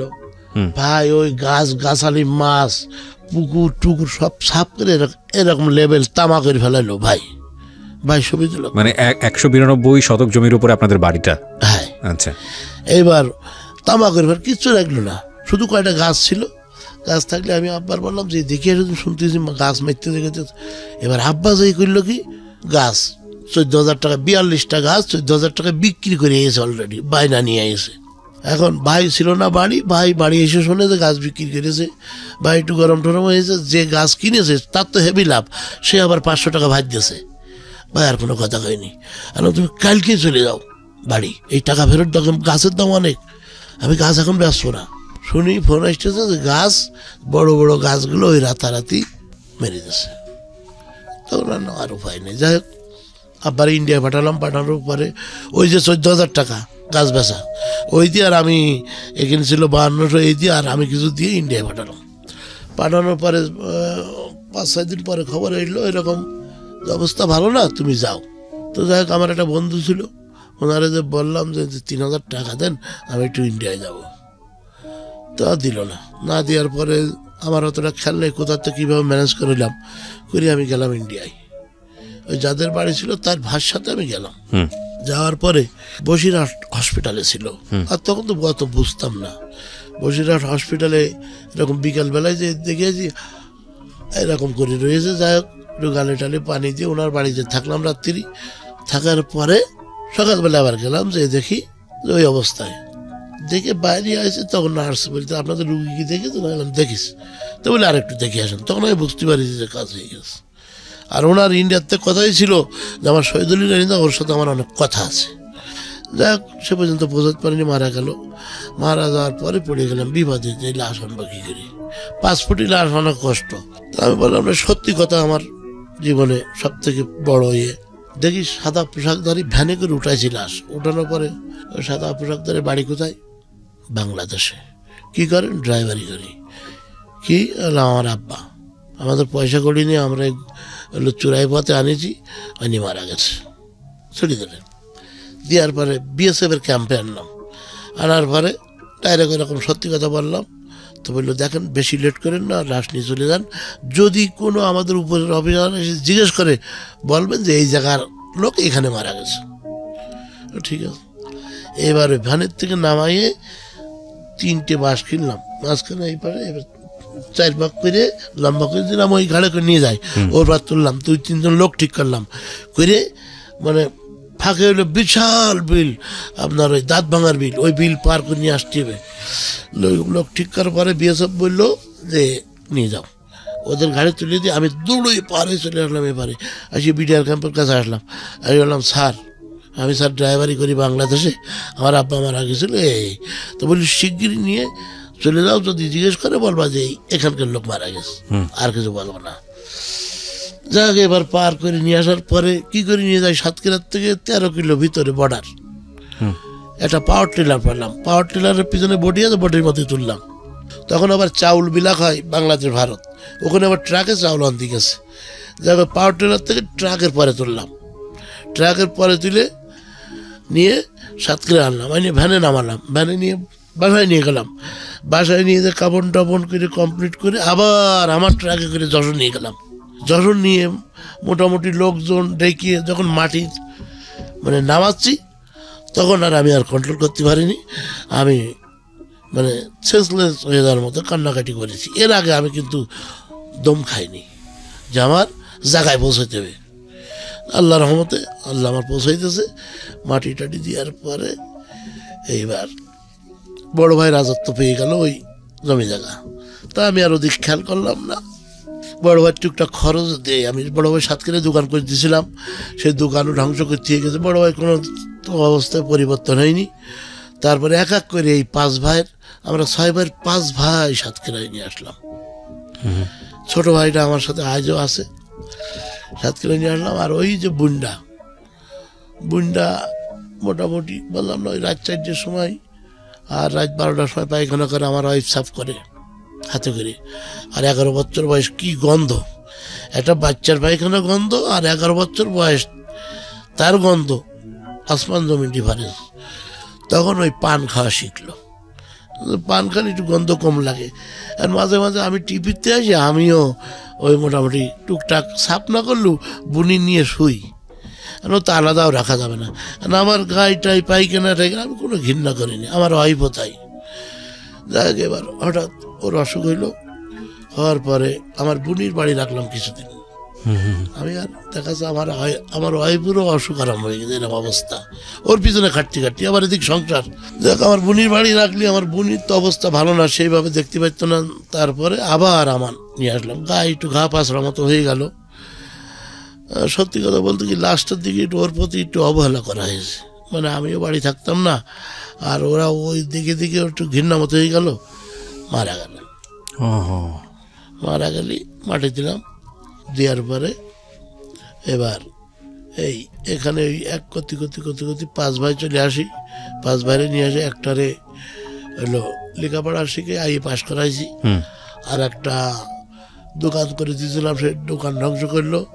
লাস্টে সে একটু বদমাশ টাইপের, তাও কন্ট্রোল করে রাখছিলাম। তারপরে ওই এদিকে আপনার গাড়ি চালাই টুকটাক করে, তাতে টুকটাক পয়সা রাখতে পারিনি, এই অবস্থা। ভাই বাকারকে দেখতে থাকি, দেখতে দেখতে আপনার 17 বছর ড্রাইভারি করলাম, এর ভিতরে কোনো ভালো রেজাল্ট দেখতে পেলাম না। 17 বছর ড্রাইভিং করলেন? জি, ট্রাক চালাইছি। শেষ আপনার যদি 2 দিন ধরেও বলি আমার কাহিনী শেষ হবে না, আপনার ক্ষতি হবে। আমি কিভাবে অ্যাক্সিডেন্ট করেছি, মানুষ কীভাবে সে মানে এ আমার করুণ কাহিনী। এবার ওই ড্রাইভারি করতে করতে অল্প একটু বলি, এক জায়গায় আমরা 7 কিলো থেকে 36 কিলো দূরে সেখানে আলু আনতে গেছি। যাওয়ার পরে শাকের চেয়ারম্যান তার নাম, সেখানে গাড়িগুলো যায় খুব কম। আলু আনতে গেছি, এবার আলু তুলতেছি, আলু তোলা গেছে, সামনে একটা মাদ্রাসা, আবার রোডটা আবার মাঝখানে উঁচু, ঠিক এরকম, আর 2 সাইডে চাকা যাবে, গাড়ি ডানু বাইও যেতে পারবে না, ডানু যাতে। আচ্ছা, মাঝখানে উঁচু, ডানি গেলে চাকা বাইতে যাবে, বাই গেলেও চাকা বাইতে যাবে, সোজাই যাতে হবে, মোড়ের থেকে যে আবার ঘোরা যাবে, এছাড়া কোনো উপায় নেই। আর সামনে মাদ্রাসা ছুটিয়ে গেছে, ছেলেপিলে কিলবিল করতেছে। এখন সাইডে এক ছিল খেজুর গাছ থাকলে খেজুর গাছে একটা বাচ্চা উঠে বসে আছে, আমি তো সামনের দিক লক্ষ্য, উপরে তো লক্ষ্য না। এখন ও বাচ্চা বসে, আর এই যে ট্রাকের এই সাইডে, পিছনের বাম সাইডে ঝুলে লোক যাচ্ছে, আর খেজুর গাছের গাতে সেমসেম যাচ্ছে, কিন্তু খেজুর গাছের গাতে সেমসেম যাচ্ছে। এখন যদি ওই খেজুর গাছ পর্যন্ত যায়, তাহলে ওই বাচ্চাটা পড়ে যাবে। এই বাচ্চাটা খেজুর গাছ দেখতেছে না, বাচ্চা তোর জ্ঞান নেই, খেজুর গাছ পর্যন্ত গেলে খেজুর গাছে লাগিয়ে পড়ে যাবে। আমি সামনে ক্লিয়ার, আমি আস্তে আস্তে চালায় ঝুলে যাচ্ছি, ওই সাইড দিয়ে এরকম ঝুলতেছে, এদিকে লক্ষ্য, ওদিকে তো খেজুর গাছ, ওই খেজুর গাছে যে খেয়েছে বাড়ি, আর ওই যে বাচ্চাটা ছিল বাড়ি খেয়েছে, ওই ফাঁকে পড়ে গেছে, দুটো জায়গায় ডেট মারা গেছে। আমি জানি না, এখান থেকে মনে করেন আপনাদের নিচতলার বিল্ডিং যত দূর হবে, এর থেকে একটু দূরই, যে আমি আবার মাল তুলতেছি, আমি তো জানি না, সামনে ক্লিয়ার। এখন এক বুড়ো এসে বলছে, বাবাজি শিগগির পলায়ন, কি ব্যাপার? বলছে 2 লোক মারা, হতেই পারে না, আমি চ্যালেঞ্জ করছি, সামনে ক্লিয়ার, তলায় কিছু নেই, তো লোক মারবে কিসি? বলছি না, ওই খেজুর গাছ তোমার গায়ে তাকে ঘিলু লেগে গিয়েছে, বাম সাইডে এসে দেখি ঘিলু, মাথা ঘিলু লেগে গিয়েছে। তখন আমার আর মাথায় কাজ করেনি, আমার হেল্পার ওই ঘিলু ফেলাই দিয়ে গাড়ির কাগজপত্র নিয়ে কেটে উঠলো। এখন আমি কি করি, আমি মোটামুটি গাড়ি স্টার্ট করে টান দিলাম, চিন্তা করে নিলাম এই টান দিয়ে আমি যে রাস্তায় আইছি যেতে পারবো না, আর পাবলিকের রাতে ধরা যদি খাই আমি লাশ। আরও গ্রামের ব্যাপার, সাইড দিয়ে মোটরসাইকেল নামাই দিয়েছে ভুই দিয়ে, আমার ধরবে তাই আমি তাড়াতাড়ি ব্রেক মেরে দিয়ে মোটরসাইকেল লাগের পাজড়ায় ধরলাম যে বাঁচাও। ওরা 2 জনের ফাঁকে নিয়ে, যাদের বাড়ি আলু আনতে গেছিলাম, ওদের 5 তলা বিল্ডিং, ওই গ্রামে চেয়ারম্যান, ওই বিল্ডিং নিচের তলায় ঢুকাই দিলে আল্লাহ আমার রক্ষা করলো, আমার গায়ে একটা স্পটও পড়িনি। না পড়লে এবার আমি মোটামুটি বাড়ির থেকে ইট পাইটকেল মারতেছে দরজায়, জোর বের করে দাও, ও গাঁজা খেয়েছে, এ খেয়েছে, তা খেয়েছে, বিভিন্ন কথাবার্তা। আমি তো ঠকঠক করে কেঁপে ছোটো হয়ে গেছি অলরেডি, ভয়তে ছোট হয়ে গেছি। আর জ্বর 102-103 জ্বর এসে গেছে, 2 মানুষ মারা গেছে, আমি নেই। আমার মনে তখন কি হচ্ছে আমি নিজে বলতে পারি না। আর তারপরে মানুষ ওই হাজার হাজার লোক এসে ওই করতেছে, পুলিশ এসে গেছে। দেখ ওই অবস্থায় পুলিশের হাতে তুলে দিল, আমার তুলে দিলি 1997 সাল তুলে দিলি পুলিশের সাথে। আমি আসতে একটা আমি মনে করলাম ওই গুলি খাইতেছে। এই দৌড়তি দৌড়তি দৌড়তি দৌড়তি 10টা রাত 11টা বেজে গেছে। কোথায় যাচ্ছি আমি আন্দাজের পা দৌড়চ্ছি, বাগানের মধ্যে যাচ্ছি, কাটা টাটা ফুটে হঠাৎ এক বাড়ির ঘেরা কুঞ্চি জানেন কিনা বলতে পারো, কুঞ্চি দিয়ে কুঞ্চির পাঁচিল, ওই পাঁচিলের পর লাভ দিয়ে নিচে পড়েছি, আর এই মালা ঘুরে এই পাশে চলে গেছে। তখন আমি মোটামুটি মানে সেন্সলেস যাওয়ার মতো আমি পড়ে গেছি অলরেডি। ওই দিন শুক্রবার ছিল, অনুরোধের আসর হয় ওই সময় রেডিওতে 11টা পর্যন্ত। আর ওই যখন পড়ে গেছি তখন কুকুর খেয়া খেয়া করে উঠছে। আচ্ছা, তো এই গ্রামের লোক আমার যদি চোর বিলে পিঠেই রাত 11টার সময় আমি নেই, এবারে জায়গা চেঞ্জ করে নিলাম, কুকুর আর খেকাচ্ছে না, তখন বাঁচিস। এখন কোথায় যাব, পাশে আবার নদী, তারপর সব কুকুর পোশাক ঘেরে, রাত্রি পাহারা দেয় কুকুরি, ওখানে যদি যাই তো খেয়ে ভালো, আমি জানি না। যাক দেখি একটা বাড়িতে, পাশের বাড়িতে টিম টিম করে আলো জ্বলতেছে। এখন তারা আবার 2 ভাই ভ্যান চালায়। আমি যেই ঠেলে উঠে আম্মা একটু বাঁচাও, আব্বা একটু বাঁচাও। এখন ওরা আসে চিল্লাই মিল্লাই উঠেছে, কি ব্যাপার পাগল? বাবা আমি পাগল না, আমি ভালো মানুষ, আমি এরকম অ্যাক্সিডেন্ট করি, আমার একটু বাঁচা, পুলিশে দাবড়াচ্ছে। এই যে শুনিয়েছে পুলিশে দাবড়াচ্ছে, আর দেখা যাবে না, কয় আমাদেরও ধরে নিয়ে যাবে। গ্রামের লোক বোঝে না। আমি যেই তারে আবার পা জড়াই ধরলাম, ওই পা ছাড়িনি। আমি যাবো কোথায়, আমার যাওয়ার শক্তিও নেই। আমার এই 5 জনই, আমি যে হাফ কিলো কি কোথাও যে একটু আশ্রয় নেব, শক্তি নেই। যাই হোক, ওদের একটু মায়া হইলো আল্লাহর তরফ থেকে কি জানি না। ওরা মোটামুটি একটা ছিঁড়া খেতা, একটা বালিশ আর একটা বিছান দিল, আর অল্প একটা ভাত দিল। আমি ভাত আর এর ভিতরে ঢুকলো না, সারাদিন রাত না খাওয়া। যাই হোক, রাত 4টার সময় মশায় কামড়ায় সরকার, আর কোথায় সব আবাসে রয়েছে, কিছু কি হয়েছে বুঝতে পারতিস না। আমি রাত 4টার সময় আমি বললাম, ভাই আমার একটু আগাই দিয়ে আসো। তো ওই 2 ভাইয়ের ঘাট ধরে এক পা দিয়ে হাঁটতে হাঁটতে নদী পার করে দিল। দেওয়ার পরে হাঁটতেছি, সামনে 3 কিলো হাঁটতে, তারপরে বাজার, তারপরে যে হইলো ওখানে হেলিকপ্টার পাওয়া যাইতো, তখন সাইকেলের পিছনে সিট বানায় হেলিকপ্টার মিলে চালাইতো। এখন ওই 3 কিলো যাইতে যাইতে দেখি আমাদের সহজ গামছা বিক্রি করে আসতেছে একটা লোক, ও পিছন থেকে আমার হাঁটতে হাঁটতে আগায় এসে ধরে ফেলেছে। বলছি, ভাই কোথায় যাও? না বললাম, ভাই এই ব্যাপার। তখন একটু মিথ্যে কথা বললাম, দেখেন আমার একটা ভাই ঘেরে থাকে, তা হারাই গেছে, পাচ্ছি না, তা আমি পড়ি যে আমার এই অবস্থা। পুলিশ আমি চিন্তা করছি, পুলিশের কথা বললে আবার আরেক রকম হবে। এবার উনি হাত ধরে নিয়ে বাজারে নিয়ে মিষ্টির দোকানে নিয়ে দিল একটা মিষ্টি আর একটা পাউরুটি। তা বোধ হয় 6 মাস বয়সে, গন্ধের ঠেলায়, তারপরে খিদের তাড়ো নাই, তাই মোটামুটি খেয়ে নিলাম। নেওয়ার পরে ওখান থেকে আসলাম সাতক্ষীরায়। এসে আমার বোনের বাড়ি যে উঠলাম, তা পুলিশ দেখলি ভয় লাগতেছে। বোনের বাড়ি যে ওই মঙ্গলের বাড়ি উঠলাম, আর বোনটা দেখি বলছি, কি ব্যাপার, কি অবস্থা তোরা? এইবার কথা জিজ্ঞেস করি না, 2টো ভাত দে। তো কবুতরের গোশ রান্না ছিল আর 1 গামলা ভাত ছিল। তা ওই বাড়তি চাচ্ছিলাম, তোর আর বাড়া লাগবে না, ওই যা ছিল ওর মধ্যে ঢেলে নিয়ে এরকম ঘোলাই নিয়ে সব খেয়ে ফেললাম। 2 দিন 2.5 দিন খাইনি। এটা কি মানে বিয়ের পরের ঘটনা? না, বিয়ের আগের, বিয়ের পরের ঘটনা। বিয়ের পরের ঘটনা। হ্যাঁ, এইবার খাইনি, খাইয়ে এবার সুস্থ হলাম। তারপরে জামিন দিয়ে মোটামুটি এলো। যাই হোক, এইবার জামিন বলতে কি মানে আপনার কোর্টে যাইতে হয়েছে, মামলা হয়েছে, এটা নিয়ে মামলা হয়েছে? 150 দিন আমার হাজির, 150 দিন পার করার পরে কেস মিটেছে। ওদের আবার 20-40 হাজার টাকা তুলে দিছি, মালিক তরফ থেকে 20,000 টাকা দিয়েছি। এই 40,000 টাকা দিয়েছি, যারা মারা গেছিল গরিব মানুষ, ওদের টাকা দিছি, বিমা করা ছিল সে টাকা তুলে দিছি, ওরা সন্তুষ্ট। আচ্ছা, এটা তো আসলে আমাদের জায়গা থেকে আমরা সবসময় যে জিনিসটা দেখি, অ্যাক্সিডেন্ট হলে সবসময় ড্রাইভারের ওপরেই দোষটা আসে। আমি নিজেও গাড়ি ড্রাইভ করি, আমি নিজেও জানি যে কিছু কিছু সময় আসলে ড্রাইভারের কোনো দোষই থাকে না, এবং পথচারী যারা থাকেন বা যারা অ্যাক্সিডেন্টের শিকার হন তাদের ভয়ঙ্কর রকমের দোষ থাকে। কিন্তু মানুষের একটা সাধারণ সেন্স মনে করে যে ভিকটিম যে সেই আসলে নিরপরাধ, যে কাজটি করেছে সে আসলে অপরাধী। এখানে আসলে এই জায়গাটায় পরিবর্তন সম্ভব না, কারণ মানুষের ওই মুহূর্তে তো আসলে সম্ভব কখন, যে নিজেকে বুঝতে হবে। একটা লোক যে কেন দৌড়চ্ছে সেটা আগে দেখতে হবে, তারপরে তার গায়ে দিতে হবে। আপনি মনে করেন একটা লোক সাপোজ বিপদে পড়ে দৌড়চ্ছে, আর একজন বলতেছে চোর, অথচ কখনো সে চুরি করেনি, অন্য বিপদে পড়িত হচ্ছে।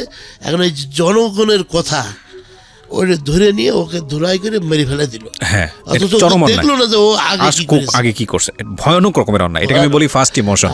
ফার্স্ট ইমোশনে আমি 22 বছর ড্রাইভারি করেছি, আমি খুব অভিজ্ঞ ড্রাইভার। এবং আমি যখন এর ফাঁকে আর একটা কথা বলে যাই, আমার নাম অরিজিনাল নাম তো শহীদুল ইসলাম। তো আমি আমার উস্তাদের যখন বললাম, আমার উস্তাদ খুব লেটে আমাকে ছেড়েছে। দেখ, শুধু একটাই কথা বলছিল যে দেখ, তোর যেদিন ছাড়বো তোর আর পিছন ফিরে চাতে হবে না, ঠিক আছে? তো আমি চিটাগাঙের টিপ খাটতাম, মাছের টিপ, এই বললাম না এইসব ফাটা। 12 ঘন্টায় বেডফোর্ড গাড়ি, তখন 12 ঘন্টায় চিটাগাং। বাবা, বেডফোর্ড তো সেই রকম গাড়ি। হ্যাঁ, না নর্মাল, এখন তো টাটা, লিল্যান্ড, হিনো, ইসুজু, মানে জার্মান, জাপান সব বেড়েছে। তখন তো অল্প মাল নিয়ে আর কি। বেডফোর্ড বলতে আপনি যেটা ট্রাকের কথা বলতেছেন, তো ট্রাকে তো এটা তো বড় ট্রাক। ছোট, এখন ও ছোট, ওই তুলনায় এখন বড়, কিন্তু ওই সময় ছোট ছিল। ওই তুলনায় এখন ছোট, আর ওই তুলনায় তখন বড় ছিল। আচ্ছা আচ্ছা।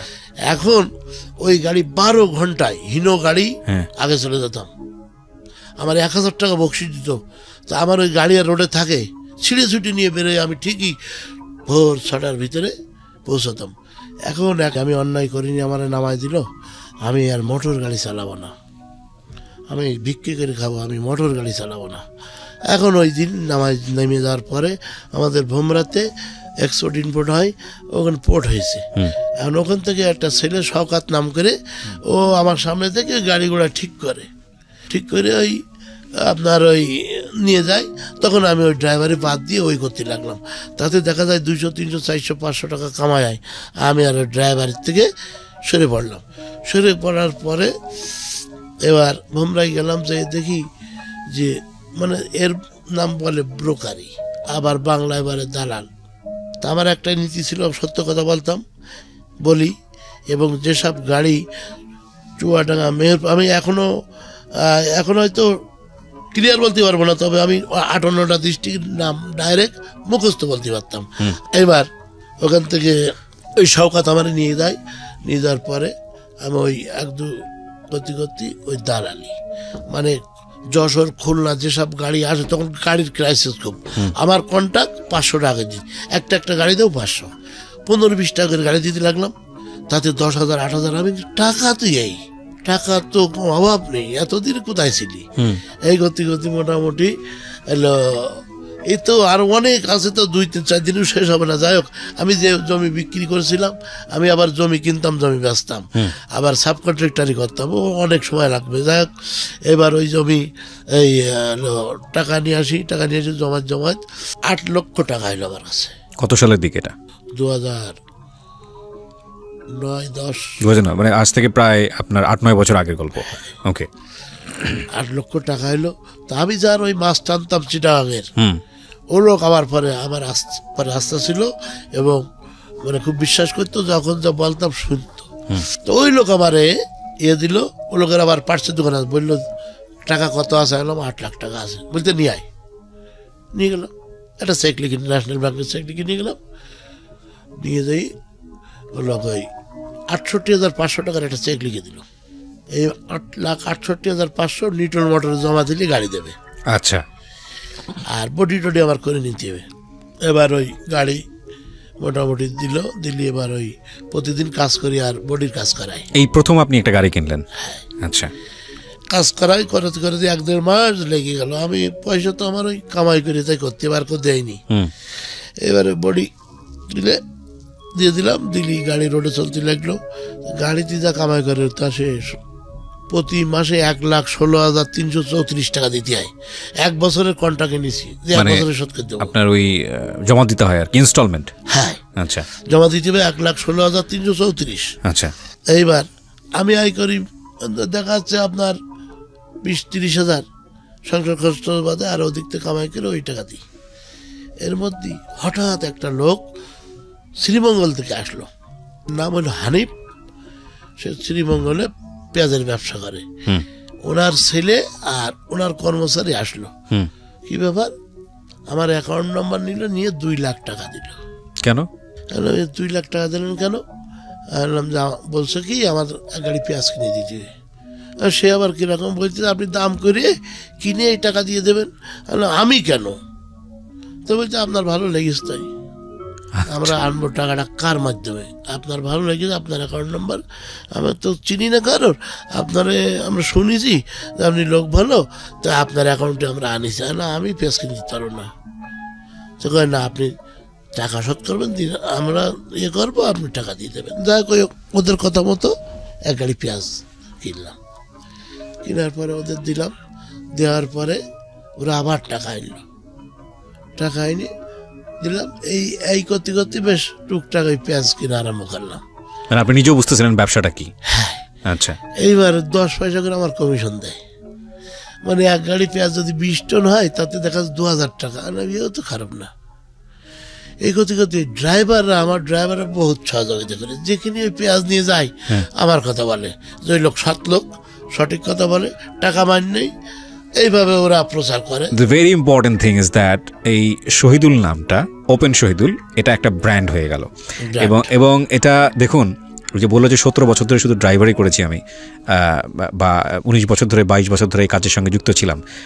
এই 22 বছরে ওনার অনেস্টি, ওনার সততা, ওনার পরিচিতি, এইটার ইকোনমিক যে রিটার্ন সেটা উনি কিন্তু এখন পাওয়া শুরু করেছে। তার মানে 22 বছর ধরে একটা মানুষ যখন সৎ থাকে এবং তার চারপাশের মানুষজন যখন জানা শুরু করে যে এই মানুষটা সৎ এবং ওই মানুষটাকে দিয়ে এই কাজটা করালে একটা ভালো রেজাল্ট আসবে, তখন 22 বছরের পরের যে পরিশ্রমটা যেটা উনি পয়সার ক্ষেত্রে করছে সেটা কিন্তু এই জ্যামিতিক হারে আসা শুরু করবে, এটাই স্বাভাবিক।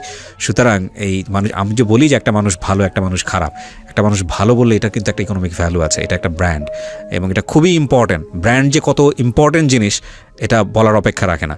ওকে, বলেন তারপর। এবার আরেকটা পার্ট একটু বলবো, আমি এটা ভুলে গেছি। মানে যখন আমি সাতক্ষীরাতে বিয়ে শাদী করে আসলাম, এখন থাকবো কোথায়?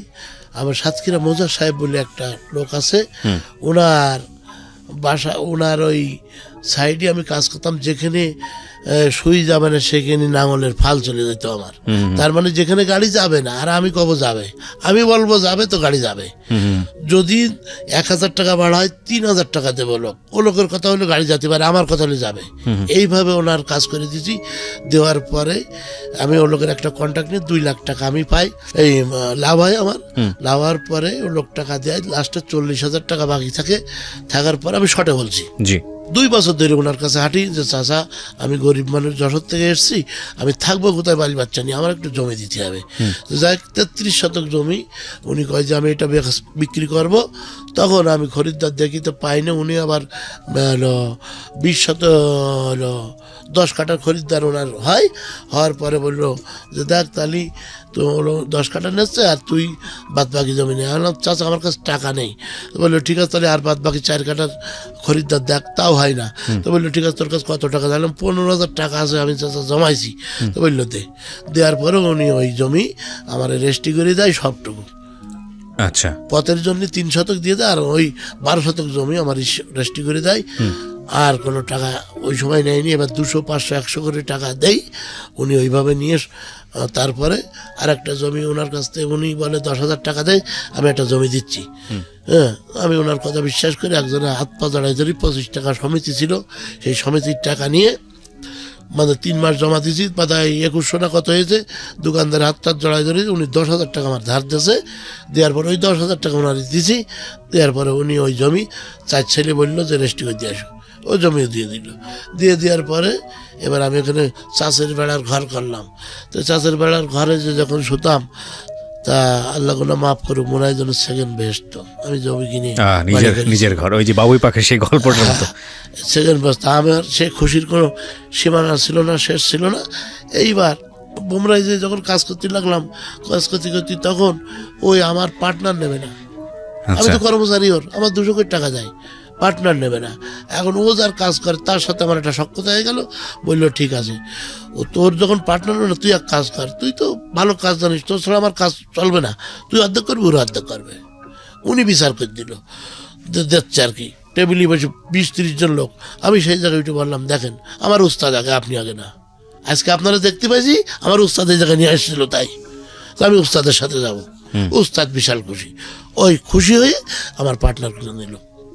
তা ওই যে প্রথম ওই যে দ্বিতীয়বার ওই যে 10,000 টাকা যে জমিটা নিয়েছিলাম ওইটা বিক্রি করে 2,15,000 টাকা বিক্রি করে ওখানে 90,000 টাকা দিলাম, 23,000 টাকা একটা ফ্রিজ কিনলাম, ওই লেগে গেলাম পার্টনার। যাক তারপর ওই যে পেঁয়াজ আর কি দেওয়া শুরু করলাম, সরকারের সমস্ত জায়গায় প্রচার হতে লাগলো ওপেন শহীদুল, এই ওপেন শহীদুল কিনা চাঁদপুরের থেকে শুনতে পাই। চাঁদপুরি যখন আপনার মাল দেয় ফেনিওয়ালারা কি করে, ওরা একটা ব্রেন খাটায়, এখান থেকে 2 টাকা ভাড়া 1 কেজি মালের, হয়তো 22 টাকা কিনে, তাহলে 24 টাকা। এখন দেখা যাচ্ছে ওরা 23.5 টাকা দাম এ করে দেবে, 24 টাকা 24.5 টাকা এ করে দেবে। এবার দেখা যাচ্ছে যে ওই ওরা 200 কেজি ছাড় দেবে, এইভাবে কোন ধরনের কি ওরা মাল দিত। যাই হোক ওরা চলে আসলো এখানে, এসে দেখে আশপাশ যে খবর দিয়ে দেখে যে আমি একটা সৎ ছেলে। যাই হোক মোটামুটি এই শুরু হইলো আমার ব্যবসা। আমার কাছে কোনো পুঁজি নেই, 10টি টাকাও নেই মনে করেন, আমি ওই যাই করি তাই ব্যয় করি। এইবার মিন্টু সাবুলির লোক আছে একটা খুলনায় বাড়ি, ওনার কাছ থেকে 1 গাড়ি মাল নিলাম বাকি। লোকের কাছে জিজ্ঞেস করে টাকা দেবেন তো, দেবে না। 3 দিন পরে টাকা দিয়ে দিলাম, দিয়ে দেওয়ার পর ওই ব্যবসা স্টার্ট হলো। 1,99,00,000 টাকা আমার বাকি দিল ওই মিন্টু শাহ। 1,99,00,000 টাকা আস্তে আস্তে আস্তে আস্তে বাকি দিল। আচ্ছা, কিসের ব্যবসা ছিল? এটা পেঁয়াজের ব্যবসা। পেঁয়াজের ব্যবসা। এই পেঁয়াজের ব্যবসায় আপনি নিজেও ইনভলভ হলেন, তাই তো? হ্যাঁ। কি করতেন আপনি? কোথা থেকে পেঁয়াজ নিয়ে কোথায়? ভারত থেকে পেঁয়াজ আসতো, বাংলাদেশে আসলে ভারতে 40 টাকা কিনা থাক, ওরা আমার দেখার বিষয় না। আমি ধরেন এখন 30 টাকা কিনেছি, চাঁদপুরি লোক বসে আছে, ভাই আমার 1 গাড়ি পেঁয়াজ পাঠাই দেন, ভাই কত? তো 30 টাকা। দেখেন একটু কম টম হয় কি, হয়তো আমি 28 টাকা কিনলাম, ওরা আমার বিশ্বাস করতো, আমার 25 পয়সা কমিশন, 20 টন মাল হলে 5,000 টাকা কমিশন, প্রতিদিন 7-8 গাড়ি করে মাল কিনতাম, 40,000 টাকায় একে দিনে। আমি তো প্রধানমন্ত্রীর কাছে চলে গেছি। 40,000 টাকা ওই আমি একটা লেখাপড়া জানি না, একটা এসপি সিট বেতন পাই না, ডেলি 40,000। আমি 40,000, আমি সত্যি কথা বলবো না, বলবো কি মজা ওখানে আমার কথা বুঝতে পেরেছি। মানে প্রতিদিন 40,000 টাকা করে ইনকাম হয়, 40, 50, 30 টাকা। আমি আর মাথায় কাজ করতে না। যাই হোক এইবার ওই করতে করতে মোটামুটি টাকা মারি গেল।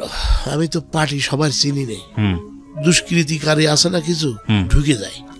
ঢাকার থেকে কামাল বলে একটা লোক, সেও ইম্পোর্ট করতো মাল, ইন্ডিয়াতে আনতো, মার খেয়ে গেল।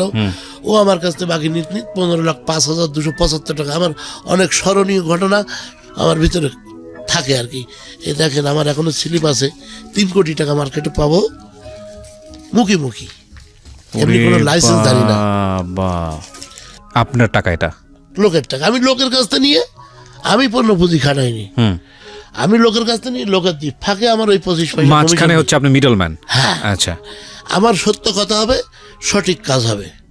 এবার যদি তোর লাভ না হয় তুই আমার 25 পয়সা দিস না, তবে আসলটা আমার কম দিলে হবে না। আমার বক্তব্য হইলো এরকম। কিন্তু আপনার প্রতিদিনের লাভ থাকা শুরু হলো 40,000 টাকা করে, আপনি যেটা বলছিলেন পকেটে ঢুকলো। আর এই এত কোটি টাকার বিজনেসে আপনার হচ্ছে এখন পর্যন্ত লেনদেন বাকি আছে, আপনি সেটা বলতে চাচ্ছেন?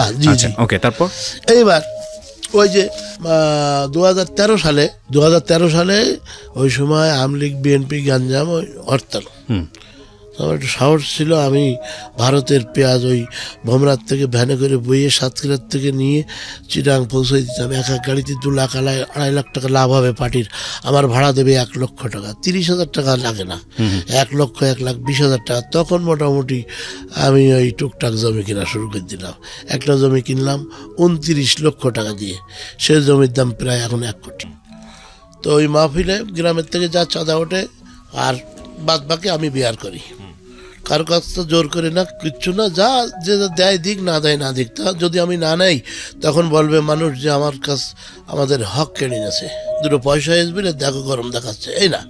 আমার কাছ কথা হলো যে যা দেবে আমি নেব, তারপরে যেটা শর্ট পড়বে আমি দেব, ঠিক এইভাবে, এই মন মানসিকতায়। তো যাক প্রতি বছর আমি ওখানে আর কি, উনি ওয়াজ করতেন, পীরগঞ্জ বাড়ি, নুরুল আমিন, আপনাদের টিভিতেও আর কি করে। প্রতি বছর ওনাকে আনি, ওনার কোনো কন্ট্যাক্ট ছিল না, যা দেবো তাই নেবে। আমার সাথে ওনার খুব সম্পর্ক হয়ে গেল। এখন 2বার না 3বার ওই মাহফিল করার পরে উনি বললো যে হজ করতে হবে। সে কীভাবে? আমি লেখাপড়া জানি না, আর এমনি নামাজ কালাম হয়তো পড়ি, আমি কীভাবে কী করবো, আমার কাছে তো পয়সা করি নেই। তখন বললো এক কাজ করেন, নিয়ত করেন, আচ্ছা করলাম নিয়ত, বললো 5,000 টাকা দেন। কোথায় দেবো? বললো আমার অ্যাকাউন্টে দেন। আচ্ছা দিলাম। তো বললে এইবার থেকে যা 5,000 টাকা আপনি আমার অ্যাকাউন্টে দেবেন, যেদিন হাউজের পয়সা জোগাড় হবে সেই দিন যাবো। দেখ 1 বছরের ভিতরে 4,70,000 টাকা আমার ওই অ্যাকাউন্টে জমা পড়ে গেল। জমা পড়ে যাওয়ার পরে 5,20,000 টাকা লাগবে যাইতে দুইজনের, আর যা খরচ। তো যাই হোক অবস্থা জোগাড় হয়ে গেল। রংপুরের 39 জন লোক আর আমরা স্বামী স্ত্রী, এই 41 জন চলে গেলাম হজে।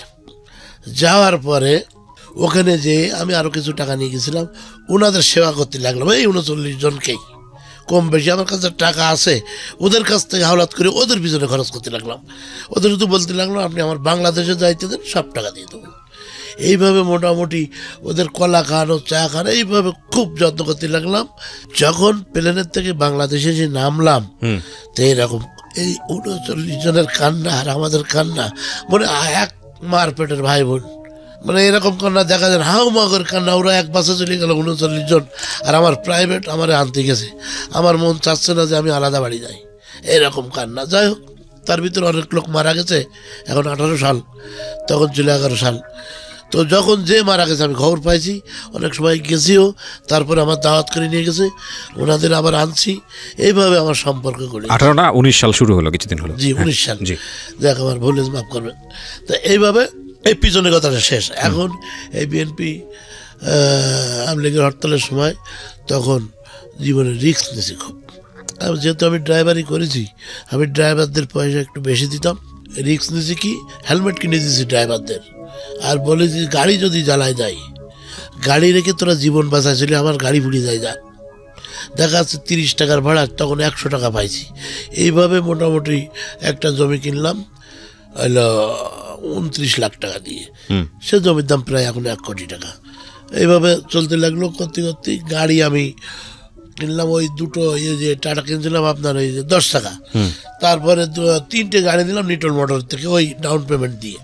এর শর্টে বলছি ওই 3টে টাকা শোধ হয়ে গেল। এবার আইডিয়ালসি আমার কাছে আসলো যে আপনি ওই নিটল মোটরে লাভ দেবেন কেন, আমরা টাকা দিচ্ছি 1 কোটি টাকা 2 কোটি টাকা যাই নেন।